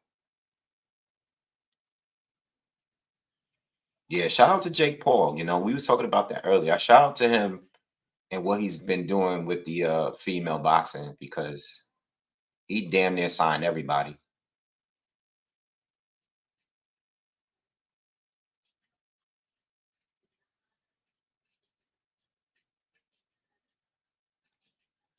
Like, this feels like Amanda Serrano's is defending the titles.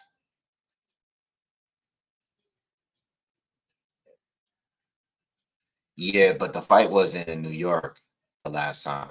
The second fight wasn't. The first fight was in New York.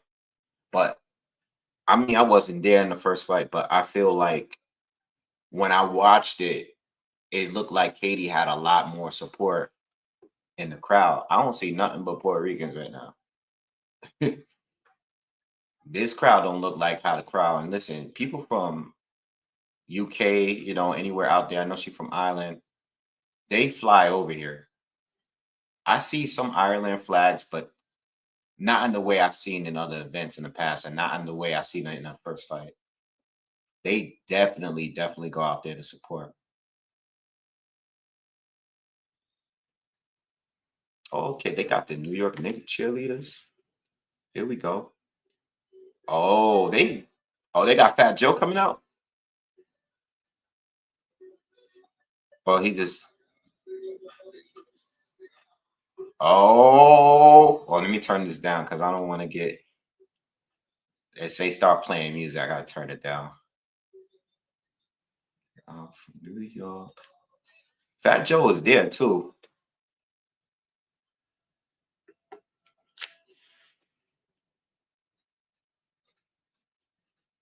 This is a nice walkout for Amanda. I hope she win. She got her you know, she don't wear boxing shoes, right? She always wears like sneakers. She got the Jordan 1s on tonight. I think before she had the 12s, the breads. And I think I forgot what other sneakers she had. I think she had another pair of 12s too. I think she had the white, the Carolina blue ones.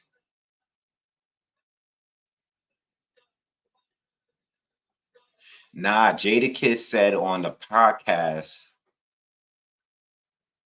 Jadakiss said, I think on the Fat Joe podcast, that he's gonna do Edgar Berlanga's ring walkout.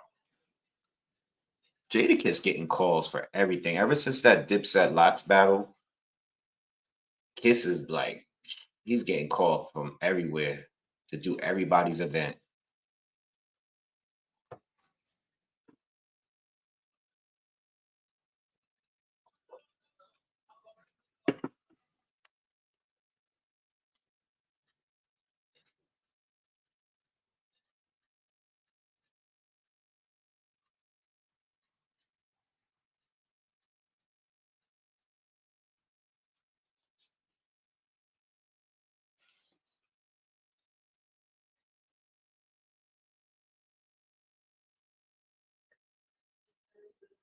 Let me ask y'all something.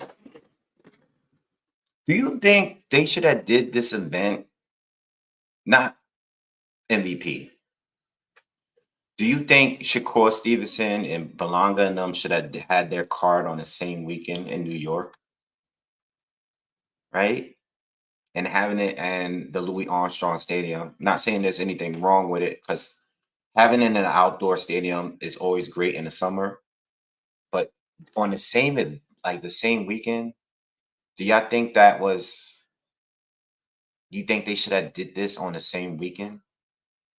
You know, like I seen Turkey and Jake Paul link up. I saw the pictures they took. I mean, Turkey's taking pictures with everybody, but these are two really, really big cards. I remember Shakur had fought uh I know before he had fought on the same night as Katie Taylor and Madison Serrano won. I don't know. Like this is way bigger than the other card, you know. Now a lot of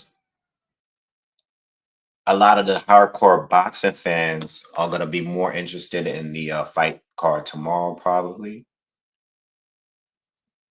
But this event is way bigger. I mean, this is arguably two of the biggest female fighters. They are, like, let's be real. Like, there's no distance Clarissa Shields, but because they had this fight on the Mike Tyson card, it made it the level of exposure they got is on a different level from any other boxer, female boxer, ever.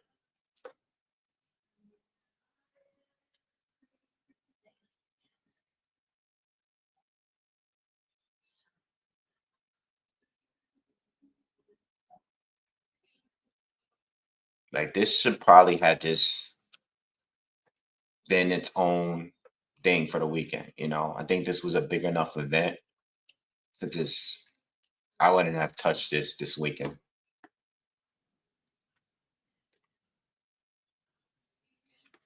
One foot out the door, yeah. What's up, man? He says, historically the biggest women's fight to date. Yeah, they need to bring back versus, y'all. That was that, yo. The best part about the pandemic was the verses. Those versus battles, especially towards the end, like when they started throwing like, nah, the beginning was cool when they were doing the online thing, but the versus battles was definitely my favorite part of the pandemic in 2020.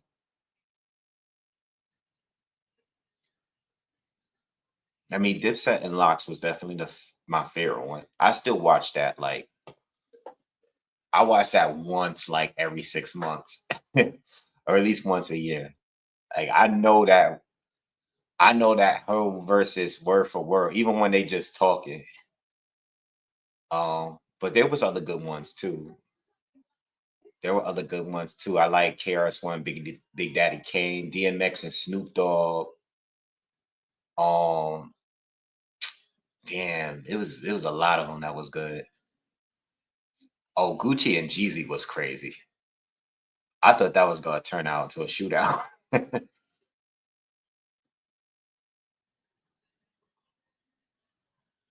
Oh, nah, you're right too. That too, Rolling Crazy. I'm not disagree with you, but the Last Dance, yeah, that was fire. That was definitely fire. There was a lot of good stuff on TV at that time. That was. I don't want to say that was a good time, but that was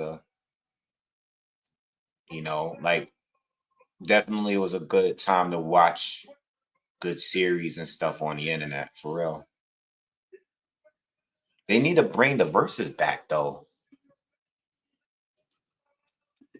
It was supposed to be bigger because they had the Triller. They struck a deal with them. They started doing that's when it started not being so good. When they started doing, well, they were doing versus battles before and having certain fights after it. That didn't really help boxing, but the versus itself was good.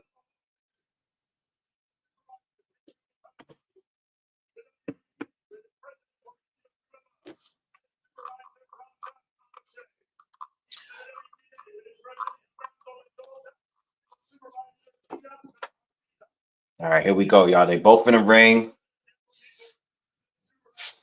Let's go, man. Let's go. Let's go.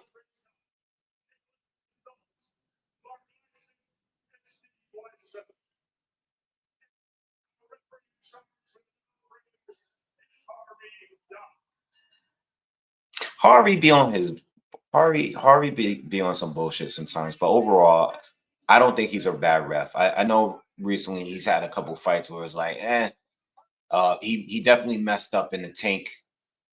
Was it a Tank? Did Harvey Doc do Tank and Lamont Roach? Normally Harvey Doc is okay, but I think he's been messing up a little bit lately.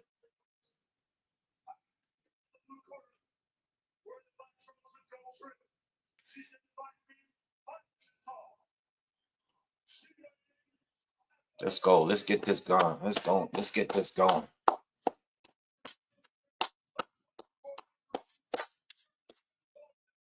Oh no, that was Steve Willis. Yeah, that's right. I remember that. Yo, they was stalking Steve Willis, bro. People were filming him whenever they seen him somewhere, asking him about the fight. I felt bad for that guy. They was hunting Steve Willis down, man. Mm-mm-mm.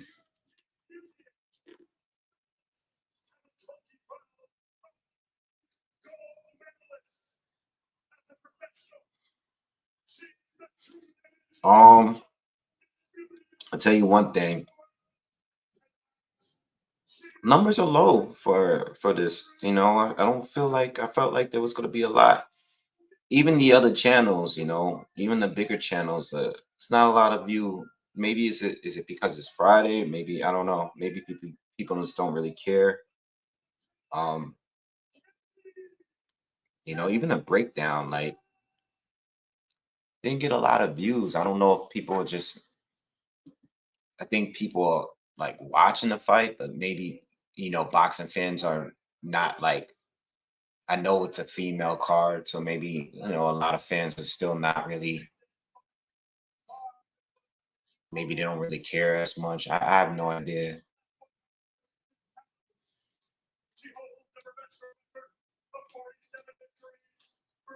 Sean Porter and Danny Garcia. I think I went to that fight.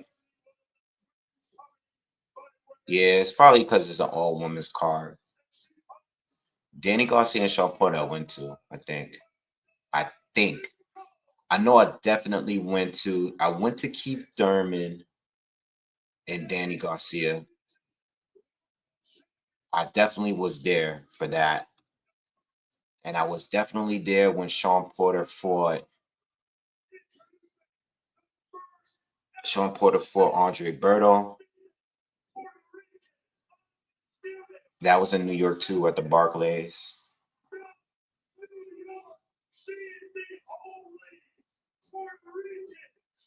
Yo, they hyping up Serrano, bro. Damn. What an introduction. Yo, listen. Imagine she knocked Katie Taylor out, yo. They're gonna go crazy in New York. If she knocked out Katie Taylor in the Garden tonight, they gonna go crazy. They might as well. They're gonna do a parade for her on Sunday.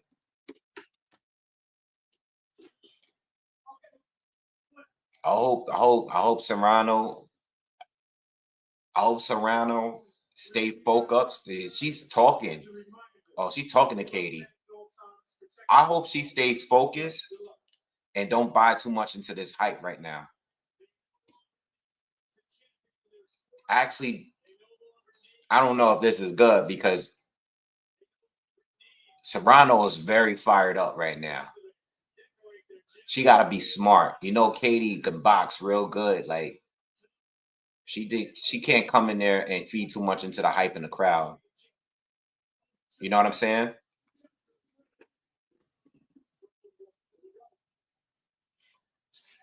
Look at that. Oh, the arena is crazy in there, bro. It's crazy filled. No empty seats. None. Here we go. Round one. Let's go.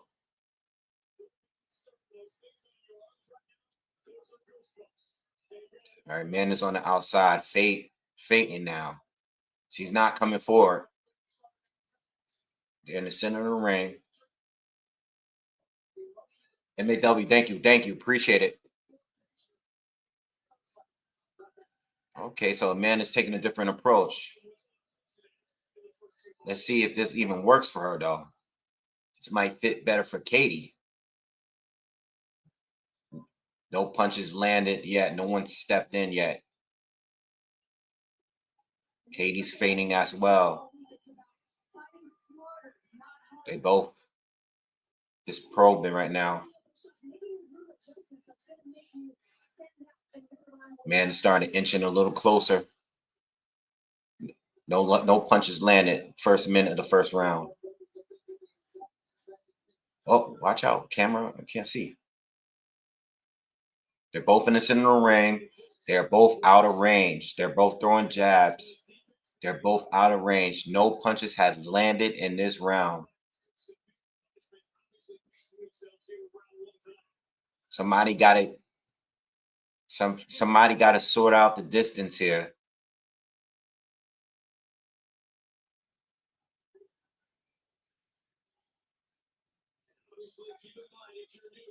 Katie stepped in with a right hand, but it was blocked by Amanda. Amanda's starting to come forward a little bit now. She's moving her head. She's moving her upper body.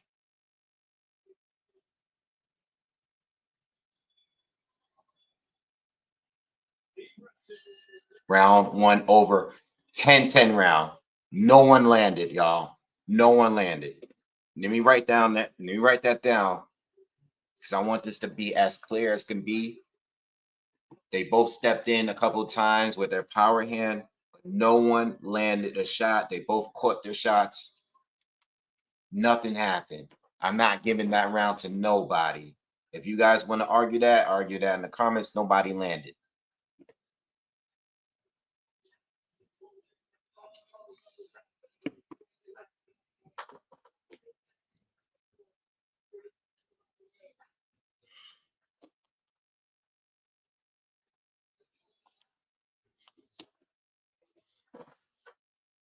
There was a feeling around that. I think that was I think we got the lightest round right there that we got in all 20 rounds, right?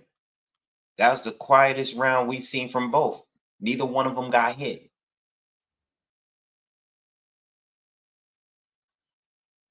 Amanda's going to eventually start coming forward. Or is Amanda... They gave Taylor unofficially the round. I mean, based on what? So is Amanda trying? Oh, okay. Amanda barely touched her with the left hand.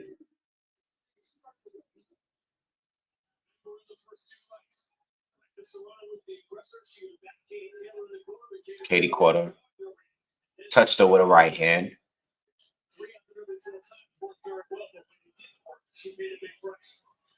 Especially early in this round, I had those strong straight lefts early that hurt Serrano both fights.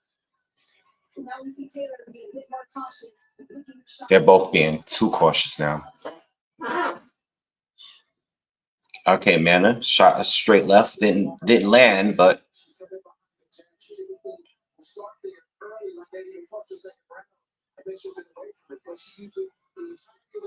okay.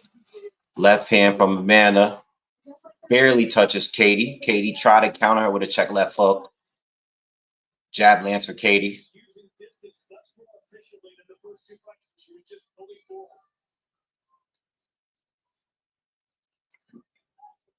Check left hook lands for Katie.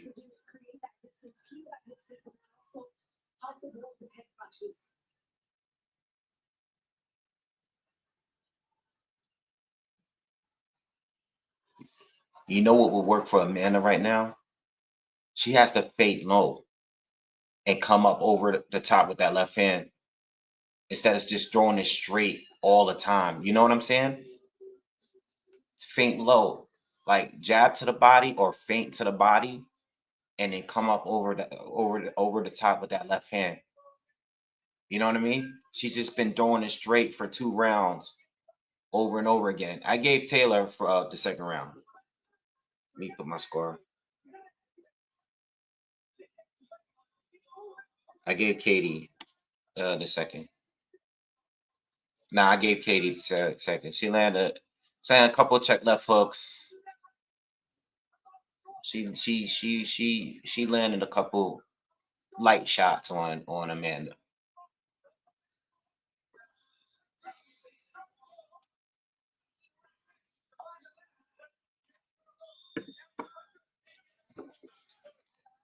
So how long are they going to continue at this pace? Because I feel like even though Amanda is trying to be smarter, I still think this kind of fighting favors Katie better.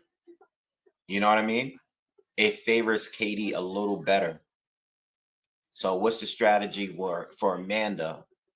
Is she going to wait and start putting on the pressure later where she'll have more energy? She doesn't burn out, or like what is the, because this kind of style is better for Katie.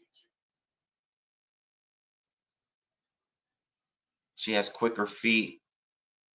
She's probably got quicker hands. She doesn't need to get in range. Like she doesn't really want to engage with Amanda. She can fight like this and just pot shot you a couple times. She just landed a jab. See, we're almost 1 minute into the third round and only one jab landed from either one.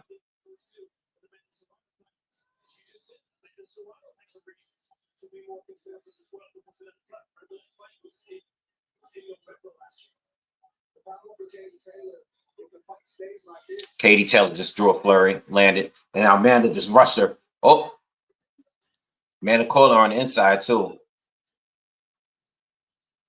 That was the first flurry that Katie did.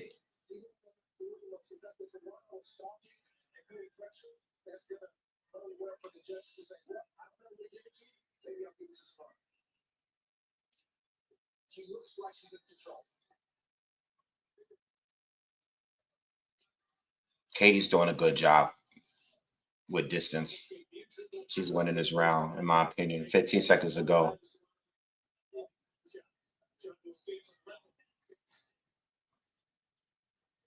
Oh, good combinations from Katie and caught her with a hook. Katie's connecting. Amanda got aggressive, but she didn't land. Katie landed.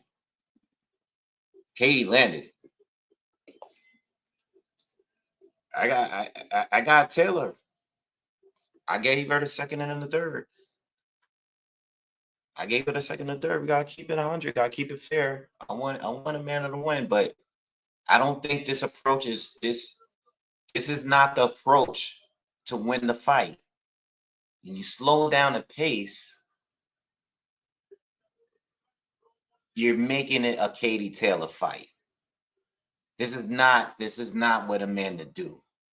I understand that she wants to be smarter. I understand that she wants to be, avoid headbutts and all of that. She wants to be better defensive, but you can't win the fight like this. You are the puncher. She has to go in there and punish Katie Taylor. You force Katie Taylor to fight your fight. You're not doing it by staying out of range like this. This is what Katie does.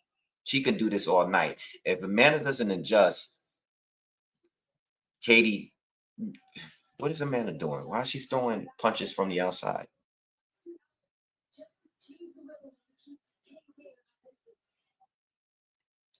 They gave Amanda the third round. Oh, this unofficial scoring is some bullshit. I mean, I want Amanda to win, but not like that. She didn't win that round.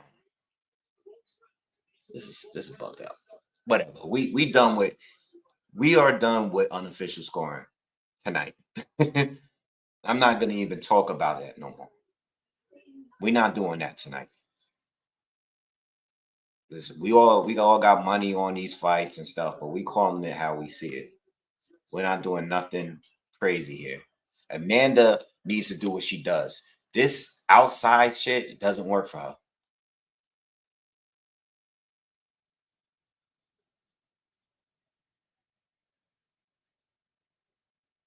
She needs to change it up.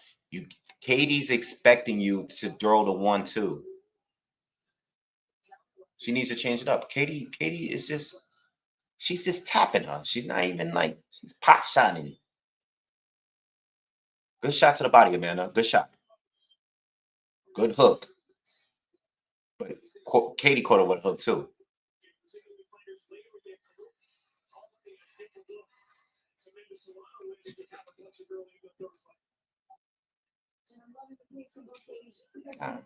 Katie's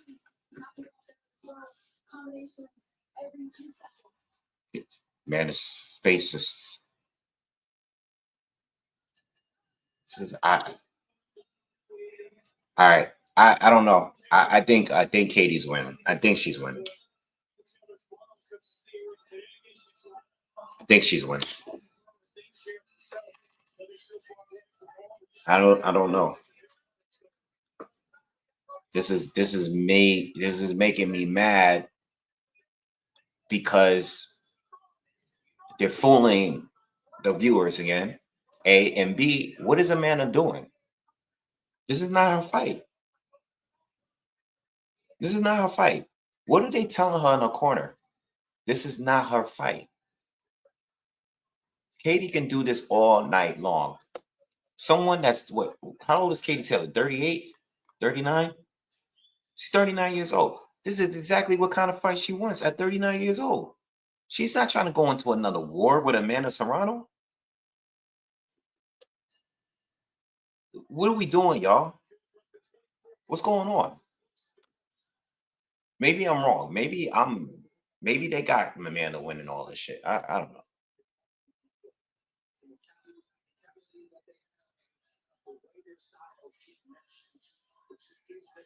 They gave Taylor the last round, but they gave the round that was clearer for her the round before that to Amanda.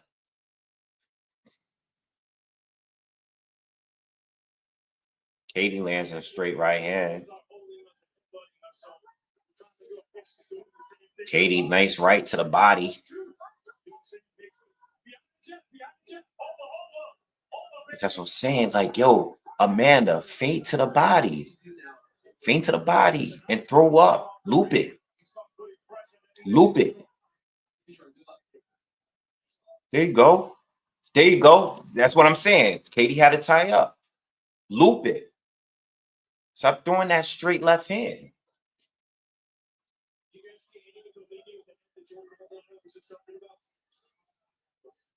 Katie lands a right hand. Clean. Right down the middle.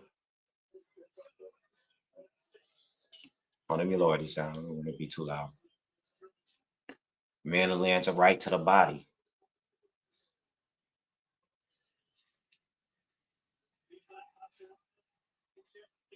Amanda, stop coming straight forward. Go to the side.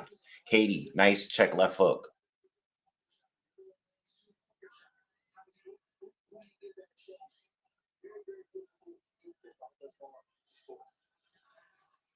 Katie, straight right hand ties up. Amanda fights out of it. I like that. But she didn't land.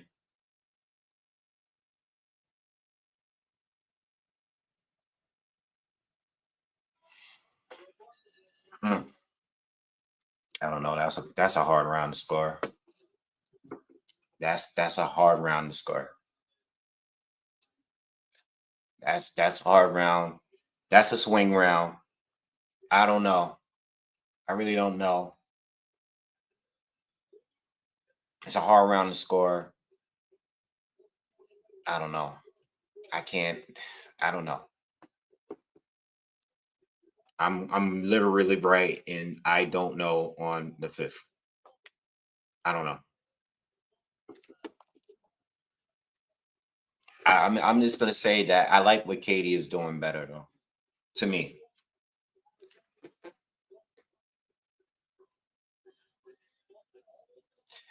So Serrano Serrano. This is a problem. Serrano is doing better defensively, but it's taken away from our offense now. You know, she couldn't become better defensively while applying the pressure. There's not enough pressure. This fight is already halfway over. And I think Katie is winning. They gave Serrano the round. I'm not mad at that. I think that's a tough round.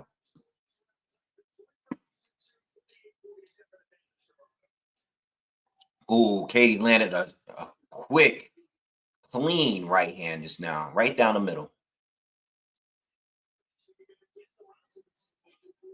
Katie doesn't. We know how Katie be looking in her fights, right? Katie always looks like she got jumped. Katie don't have a mark on her face. Oh, Katie's going to the corner, starting to throw flurries. That's exactly where Amanda should have her. Amanda got to walk her down. She got to come forward. Come forward, Amanda. What are you doing? Katie doesn't want to be on the ropes or the corner. She got to keep it right back in the center of the ring, what she did. Amanda lands a left to the body.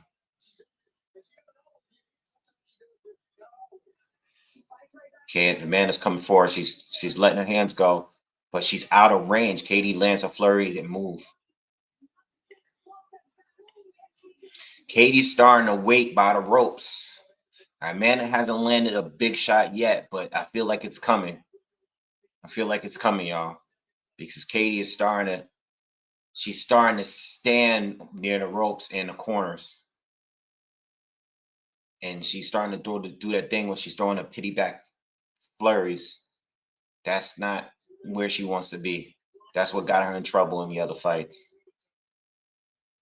But in my opinion, she's still landing the better shots. She does have a little cut over under the right eye. They're probably going to give that to Amanda. Amanda was the aggressor there. They're probably going to give it to her. But in my opinion, this is starting to look like this is going to be another controversial decision here. Yeah, I mean, Taylor is landing consistently. Amanda's not landing too many clean shots here. That's a straight right. They're showing a replay. That's a straight right that landed earlier. Oh, that was a head clash, but that wasn't Katie's fault. That was Amanda who landed that headbutt. But it was a bad headbutt for Amanda because it hit her face and it's side of Katie's head.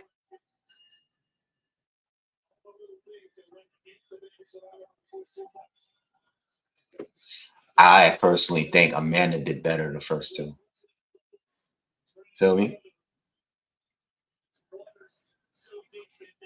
Katie just might have her number. They're giving all the rounds to Amanda, by the way, or unofficially. Unofficially, Amanda is up 14-2 right now. And Andre Ward just said somebody has to step it up.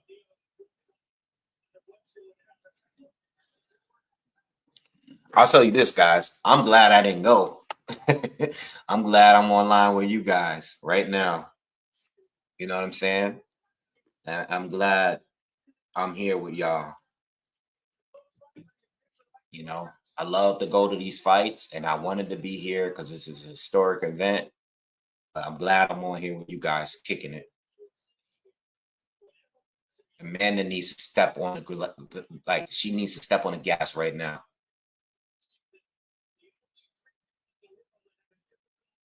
Katie comes in, stops, lands a flurry.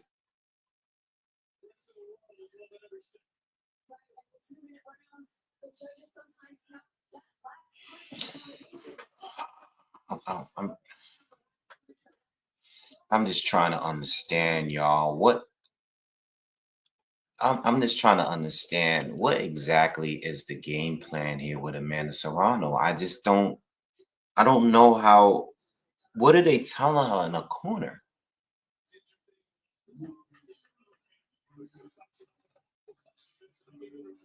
She lands a right to the body. This was a nothing round, but I'm giving it to Amanda because neither one of them really landed anything, but Amanda landed. I don't know. That's another I don't know round. Fuck it. Amanda. Landing a body shot. She gets the round.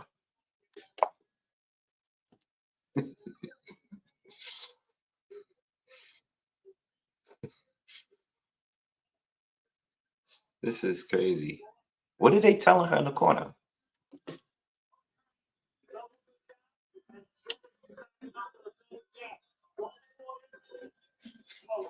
Right? It's Amanda round. She gets the round.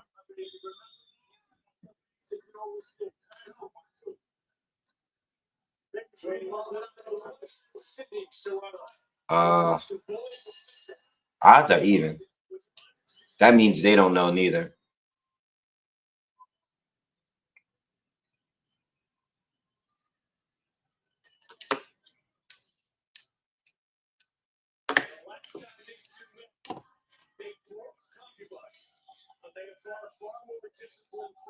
A championship caliber fight here tonight. And it's not just because they want to win this fight. Both of them really took a lot of punishment in those 2 rounds. We can go home with it. We're not being mercy. Nice right hand from Katie Taylor. For a week or 2. And all the things they got to face. So that's also why these ladies are fighting smarter fights. I'm gonna be honest with you. Amanda has not given me a clear round.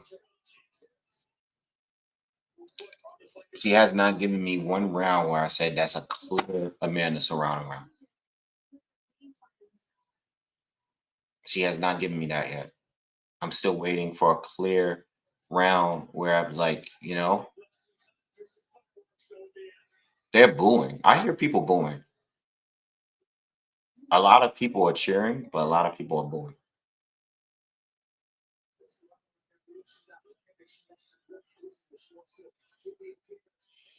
Ooh.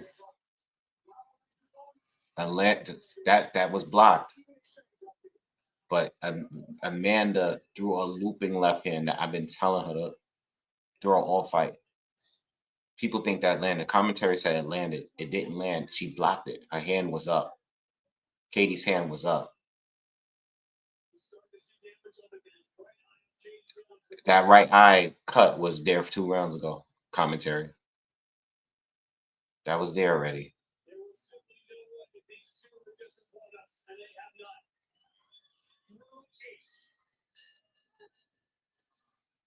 That's Serrano round.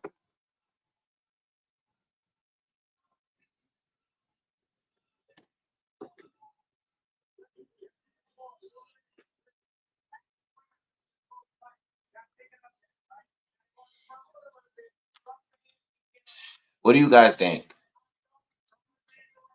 We got 2 rounds to go. What do you guys think? Let's be real. Let's be honest. Right now, we're only 2 rounds left. Where do you see this fight going?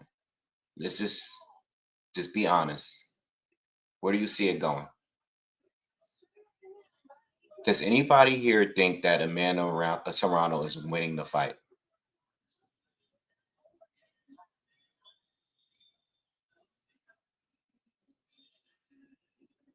I want to know. Just be honest. Do you guys think Amanda is winning? Does anyone here think Amanda's actually winning the fight?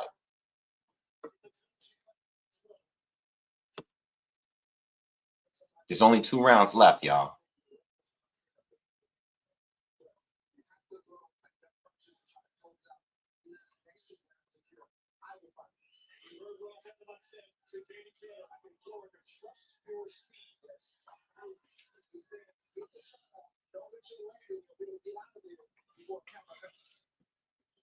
I do think Amanda won round 8, though.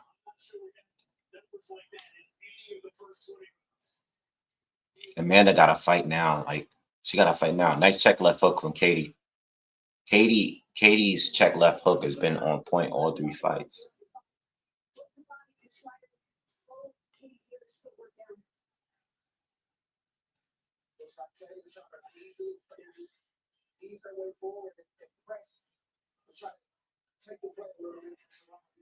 Serrano's throwing more punches now, but she's not landing more. She's just throwing more.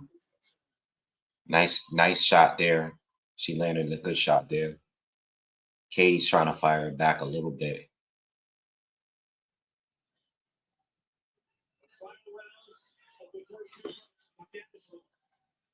Nice left hand from Amanda. Nice right hand from Katie. 30 seconds to go in the round. Another right hand from Katie. Amanda's so out of range.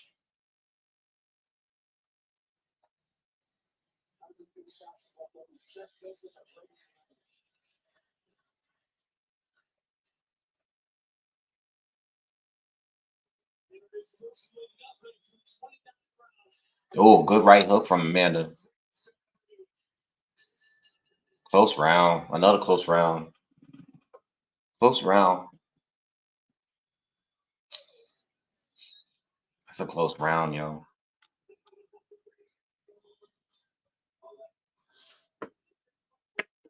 It's a close round. I don't know. It's a close round.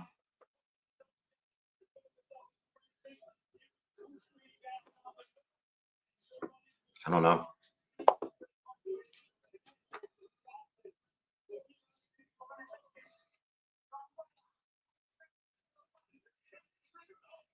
I'll tell you this. I think we're going into the 10th round. I think this is the clearest Katie Taylor fight, but it's also the worst fight. This is not a good fight. This is a very too safe, both of them.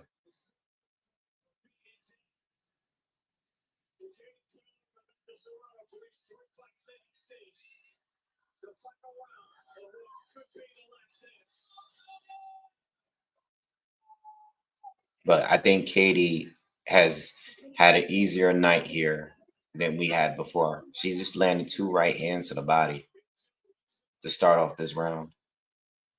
And a hook. What happened? What's happening in the crowd?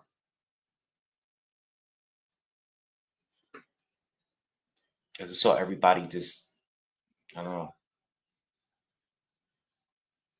Man is being very aggressive here. She needs to be, but she's getting caught by Katie. Halfway through the 10th, and I think Katie's winning the round. Again, she's connecting. Amanda isn't. Not enough. Nice combination for Katie. Woo!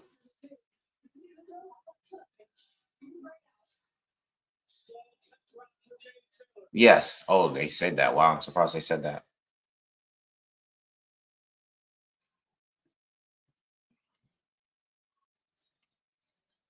This is Katie's round. 30 seconds to go, y'all.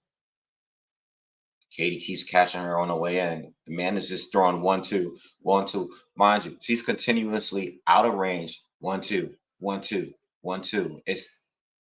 I don't know what the plan was. I don't know what they prepared her for. She's not even in range. She's allowing Katie.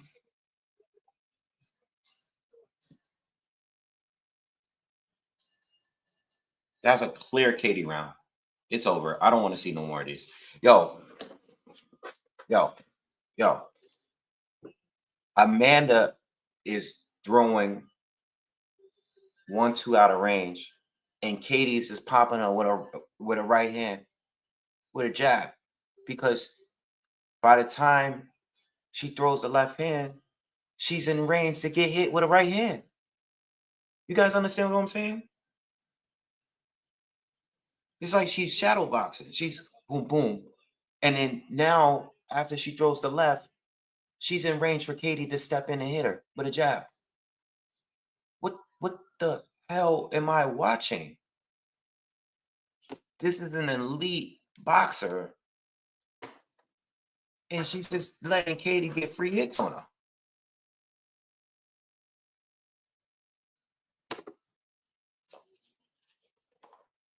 I don't want to see no more of these. I'm done. I know everybody loved the second fight. Because of the controversy and stuff like that. I did not like the second fight. The headbutting did it for me. But this fight here, it's not a good fight. The first fight was a classic to me. The first fight was the best women's boxing fight I ever seen.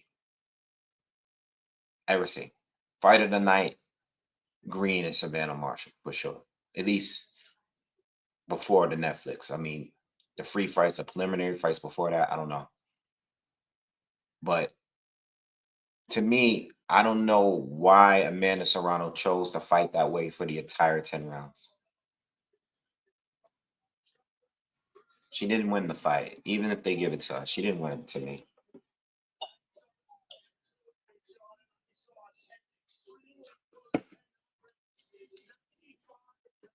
Unofficially, they have a draw. I put a little money in on a draw. But Katie won clear this fight here than any other fight before.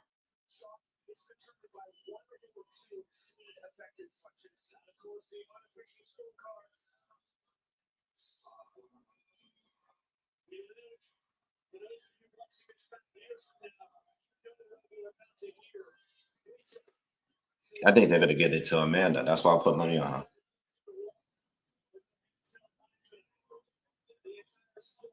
I don't want to see any more though. This took it. I love the first fight. I could watch the first fight over and over again. I'm good on the second and third.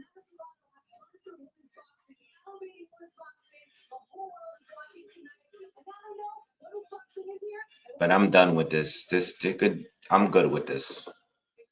I think Katie's just. I think she just has a number.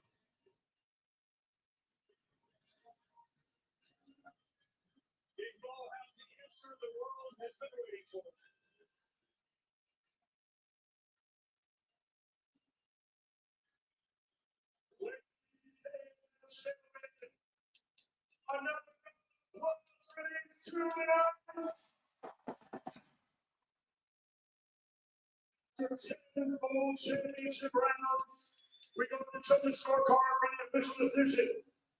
Judge Mark Blyson sees the contest 95 to 95. 95-95.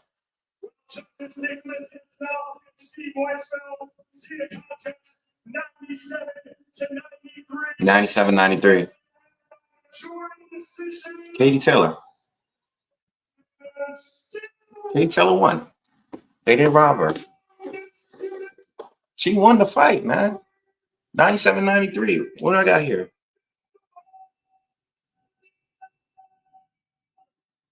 Yeah. The only clear rounds, well, I don't even want to say clear. 7 7th and 8th rounds, I gave to Serrano.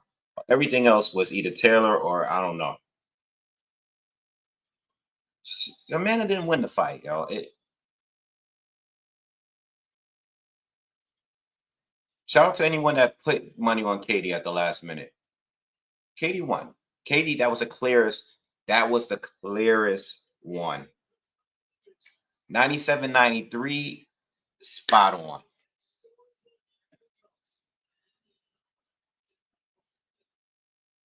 It is what it is, man. It is what it is. I don't want to see no more. I don't want to see no more. Shout out to anyone that made money on Katie last minute.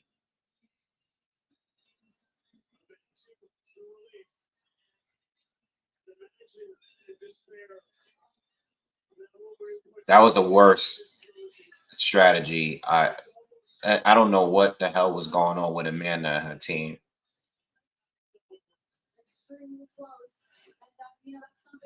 I don't know what the hell was going on over there.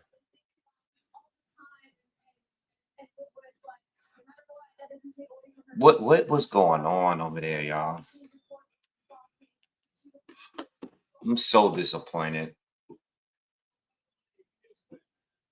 So disappointed.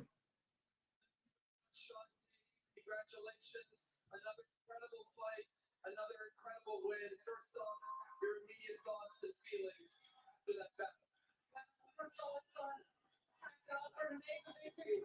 Thank you, Jesus. I needed that.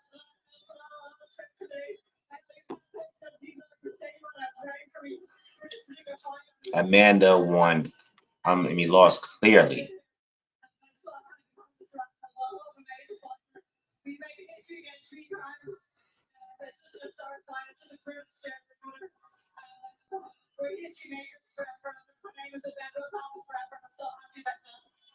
As you should be, one judge had it a draw. It was obviously very close. See a nice embrace here by the two warriors. We'll get to Amanda in a moment. I don't want to hear shit from Amanda and all this Iris Rob. I don't want to hear it. I hope she doesn't come with that, you know. I think she's just be fair. Like, listen, I did everything that I could. You know, she won tonight. It was a beautiful measured performance. Unofficially, both minded the exact number of punches. A different kind of output than the last fight. Was that part of the game plan? Yeah, it's obviously kind of good. Like this one, like I did it 2 times, so I'm just like that. Yeah, Ralph, I'm pissed because I'm like, why you fighting your opponent? You're already down 2-0. Why are you fighting your opponent's fight? Can I just ask, I mean, what a crowd, what a reception here for you. It sounds They showing a lot of love though. I salute that. the amount of support that you are getting here in New York. What does this all mean to you as you approach the latter stage of your career? I can't tell you what it means to keep up with stuff in front of your body, to come over and support me to watch me. It's looking all over my country, and every time I said to him, I represent my country, represent everything on me, so. Oh, Ireland. Oh, yo, the seats are empty. Puerto Ricans got up out of there. They left. They wasn't having this shit. They feel like how I feel right now.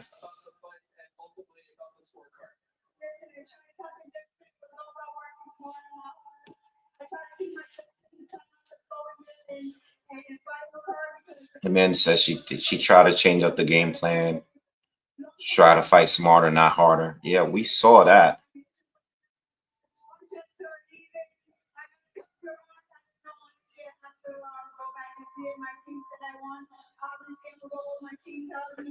She said her team says she won. She didn't win. That's the problem.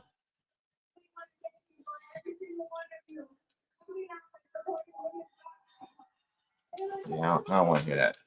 Look, that's a problem. That exactly is what the problem is right now. You don't be telling she's not winning the fight. She's not winning the fight. You don't go. We don't go in the corner and tell you you're winning the fight. Like, she's not winning the fight. How do you not adjust 10 rounds of the same thing, same rhythm? You fighting.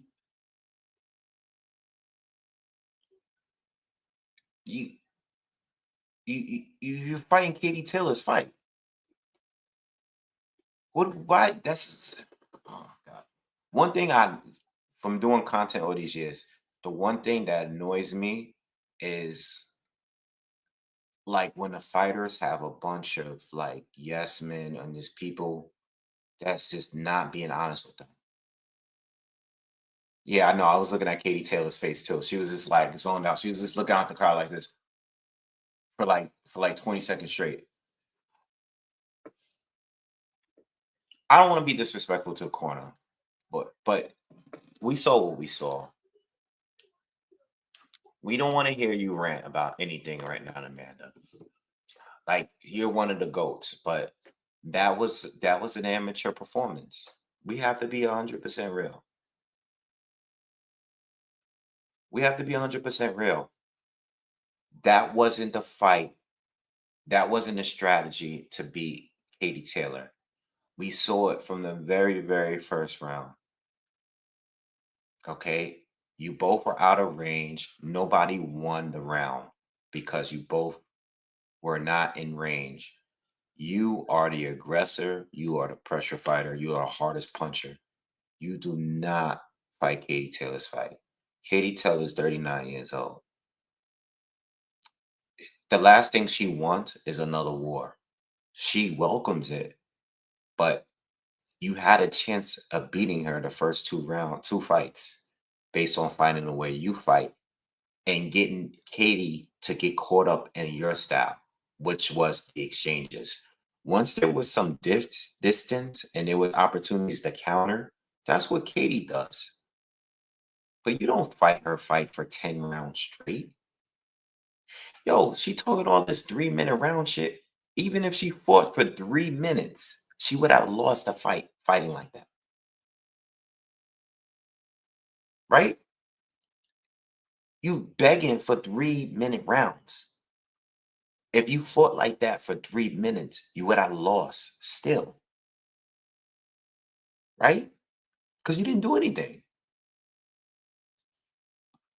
You sitting here outside, you a mile away from Katie Taylor doing this. Like, you're not even in range. What are you doing? It's crazy.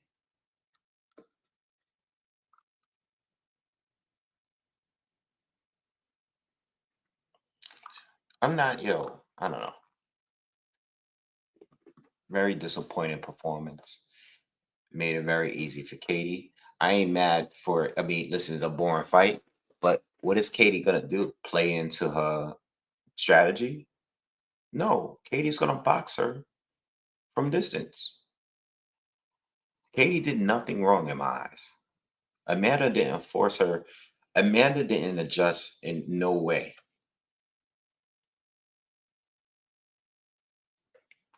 Terrible performance. All right, look, listen, forget all that. We back here tomorrow, and we gotta have a better time tomorrow. We gotta have a better time tomorrow. All right.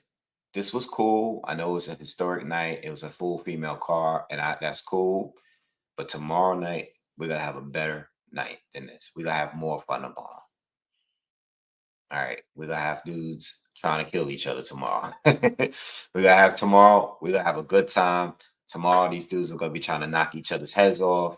Maybe not. I don't know. Because a lot of these guys that be doing all that, they do all of that talking in the promotions and stuff like that. But as soon as a fight goes down, it's boring. I actually think that I actually believe that Berlanga and Shiraz is not going to be as competitive as the two fights before that. I think Shakur and Zepeda is going to be good because Zepeda is going to be trying to throw a bunch of punches, and Shakur is going to be trying to counter all of them. So that's going to be a good fight. And then Puello and Matias is going to be a good fight. We already know that's going to be a good fight.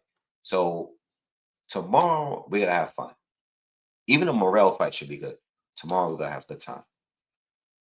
All right. So anyway, listen, y'all have a good night, man. Yo, thank you guys for checking in.